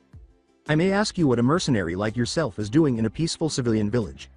Inwardly Naruto laughed at his own remarks. This was anything but tranquil. Haku and Shikamaru grinned at their cousin's rejection of the BFM. The color of the man's face was steadily making a tomato look bad. A crowd had gathered to watch Naruto's plight. "Now listen here, brat. Either you pay, or I'll kill you and your pitiful family." At this very moment, Naruto contemplated doing a vasectomy on the BFM. He dropped the henge instead. After staring at him for a moment, the man frowned. "Shinobi. Should have known. So, why are you here? Do you want to pillage this pathetic town as well?" The villagers trembled in terror. Naruto regarded him with unbridled animosity. "I would rather commit suicide than plunder a village filled with innocent men and women who have done absolutely nothing to anyone." The BFM informed Naruto, They haven't paid their dues yet. We're simply taking what's ours." Naruto gave the fool a single glance. Kanashibari no Jutsu immobilized the BFM. He was unable to move. As Naruto produced a sealing scroll and used a brief fuinjutsu to seal the BFM inside, the onlookers watched in wonder. Naruto turned to face the assembled throng. "My name is Naruto and I am just here to help you along with my family. You may not trust us, or like us, or respect us. But we promise with all of our heart and soul. We will save all of you, even if it costs us our lives." That was the end of him. Haku and Shikamaru looked out at the crowd. Then, in a water vortex and a wind gust, respectively, they disappeared. Shikamaru found his cousin in no time at all. Sitting in front of the BFM, who was roped to a tree, was Naruto. Oh boy, Naruto was furious. The anger was literally pouring out of him in waves. It makes sense why the BFM passed out. Shikamaru worriedly said, "Oi, Naru, are you okay?" to his cousin. Naruto moved his gaze to Shikamaru. "No Shika, I'm not. Would you honestly be alright if you saw the state that this town was in? To be honest with you, I want to kill this man so bad. He's one of the people who's been helping to destroy this village." Haku gave a menacing crack of her knuckles and said, "Naruto-kun, I know you may be upset, but we do need this man alive in order to get the answers we need. After that you can do whatever you want to him, and I'll help." Naruto gave his new cousin a loving glance. They would have a wonderful relationship. "You're right, Haku-chan. I'll wake the bastard up." Naruto then gave the man a shock by punching him in the jaw. It was successful. Where am I?" the man said lethargically. 3 murderous teenagers' faces were staring at him as he turned to look around. The BFM went pale. Hey now, let me go." Shikamaru questioned sharply, "Oh, and why would we possibly do that when you have the answers that we want?" The man swallowed. 3 of the most vicious individuals on the planet were threatening to kill him. His voice became a whisper as he said, Alright, I'll tell you. Just please let me go." They all 3 turned to face one another. Everyone gave a small nod. They all said, "We'll think about it." After about 2 hours, Haku, Naruto, and Shikamaru went back inside the house. By that point, it was noon. Ino emerged to welcome them. "So how was your adventure in town?" In a brief reply, Shikamaru said, "Fine, I guess." Ino didn't appear to be surprised by his abrupt response. "What did you do?" "Stuff." "What kind of stuff?" "Fine stuff." Ino was getting angry now. Kakashi arrived and placed a hand on her shoulder, signaling for her to keep quiet before she could say anything more. "How many, Naruto?" inquired Kakashi. Naruto gave Kakashi a look. 55. He answered in a lifeless voice. Kakashi gave the 3 kids a quick look. Their hands and clothing were covered in blood. Shikamaru's mesh shirt was torn, and Haku's kimono was a little ripped in spots. There was a dark liquid on Naruto's navy blue undershirt. 50. 5 men had been killed by 3 12-year-old children. Although it was an unsettling idea, Shinobis surprisingly accepted it. Choji, who was also there to meet his friends, inquired, 55 what? A pause occurred. Then, with a lifeless voice, Naruto said, "The number of people we killed, show." The blonde first captured Choji and Ino's attention, followed by the brunette and Raven. Did they kill 55 people? Less than a day? The idea that their 3 good-hearted friends could do something so heinous made Ino want to throw up. However, they would soon discover that they were shinobi and that killing was a part of their existence. In a quiet voice, Shikamaru said, "Ni-chan, we have information that we want to discuss with everyone." The kid's life never got any easier, regardless of how many people he had killed. Kakashi gave Shikamaru's hair a loving ruffle. "Okay kiddo, let's go get everyone and sit together." When Kakashi did the same to Naruto's and Haku's hair, Naruto smiled slightly. Kakashi took on the role of big brother during these times and helped them get over their suffering. And they would always be thankful for that. 5 minutes passed before everyone settled into the small kitchen. In a small room with 12 people, it was difficult to do so. In the end, the adults sat at the kitchen table while the children, including Inari, took the floor. A tiny fox scurried through the door and took up residence in Naruto's lap. Kyuubi apparently never returned to his seal. "Alright Naruto, tell us what's going on and why you decided to kill all those people." Zabuza responded. It was quite a shock to those who had not heard what they had done. Naruto glanced at the other 2, who nodded slightly in agreement. He inhaled deeply. "We went into town disguised as civilians, hoping to find out why the town was in shambles. After some time, I came across a man who demanded a small amount of money just so I could enter the town. Within minutes, I had him sealed in a scroll and shushed him to another location. Shikamaru and Haku found me, and after 5 minutes, he admitted to a heck of a lot of things." "Naruto-san, how exactly did you get this man to come clean?" replied Shino. Naruto chuckled uneasily. "Shikamaru and I use Morino Ibiki's favorite torture method." Ino and the 2 Jonins flinched. Konoha's resident sadist was Morino Ibiki. His level of sadism was far greater than even Enko's. Shino asked, "Morino Ibiki? Who is that?" Morino Ibiki is the head of the TI department in Anbu. He likes torture a lot, and I guess that Naruto and Shikamaru have picked up some of his ahem methods. Asuma responded. An understatement would be to say a lot. Torture was this man's life. Shikamaru said sheepishly, yay. We might have stuck kunais into his hand when he didn't answer our questions. The fox sitting on Naruto's lap lifted its head and gave Shikamaru a direct look. Kyuubi projected, I'm so proud of you kid, onto Shikamaru. What? You finally realized that torture is the way to go.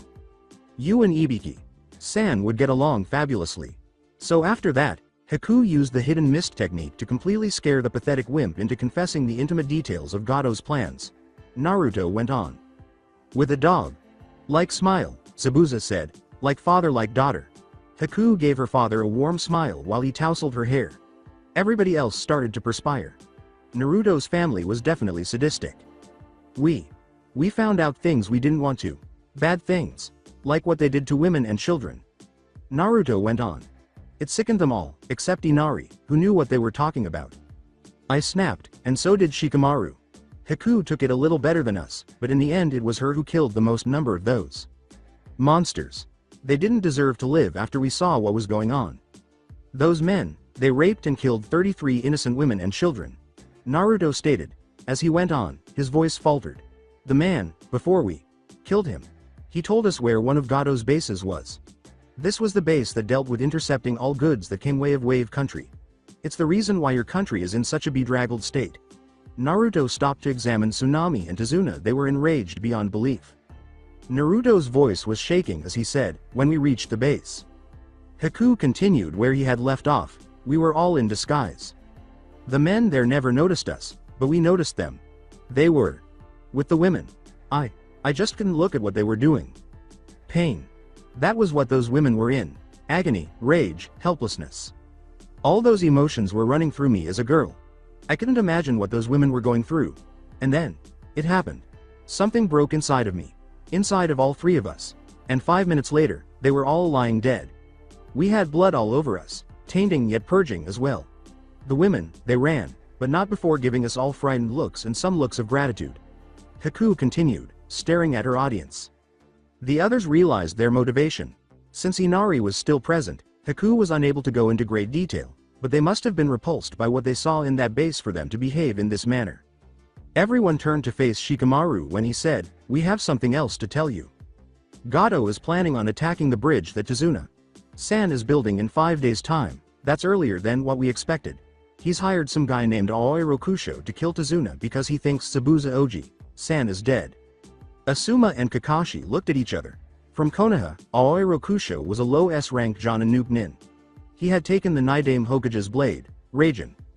Gado could have hired more nins, but there would be no question that Kakashi and Asuma could take him. Their individual training would have to begin tomorrow. Kakashi gave Naruto a look. Naruto. That man, Aoi Rokusho, is relatively strong. We need to start training right away. Also, one more thing, he has your great-uncle's sword in his possession. We have to get that back right away. It is a relic of Konoha history. Raijin! Exclaimed Naruto. Kakashi gave nod.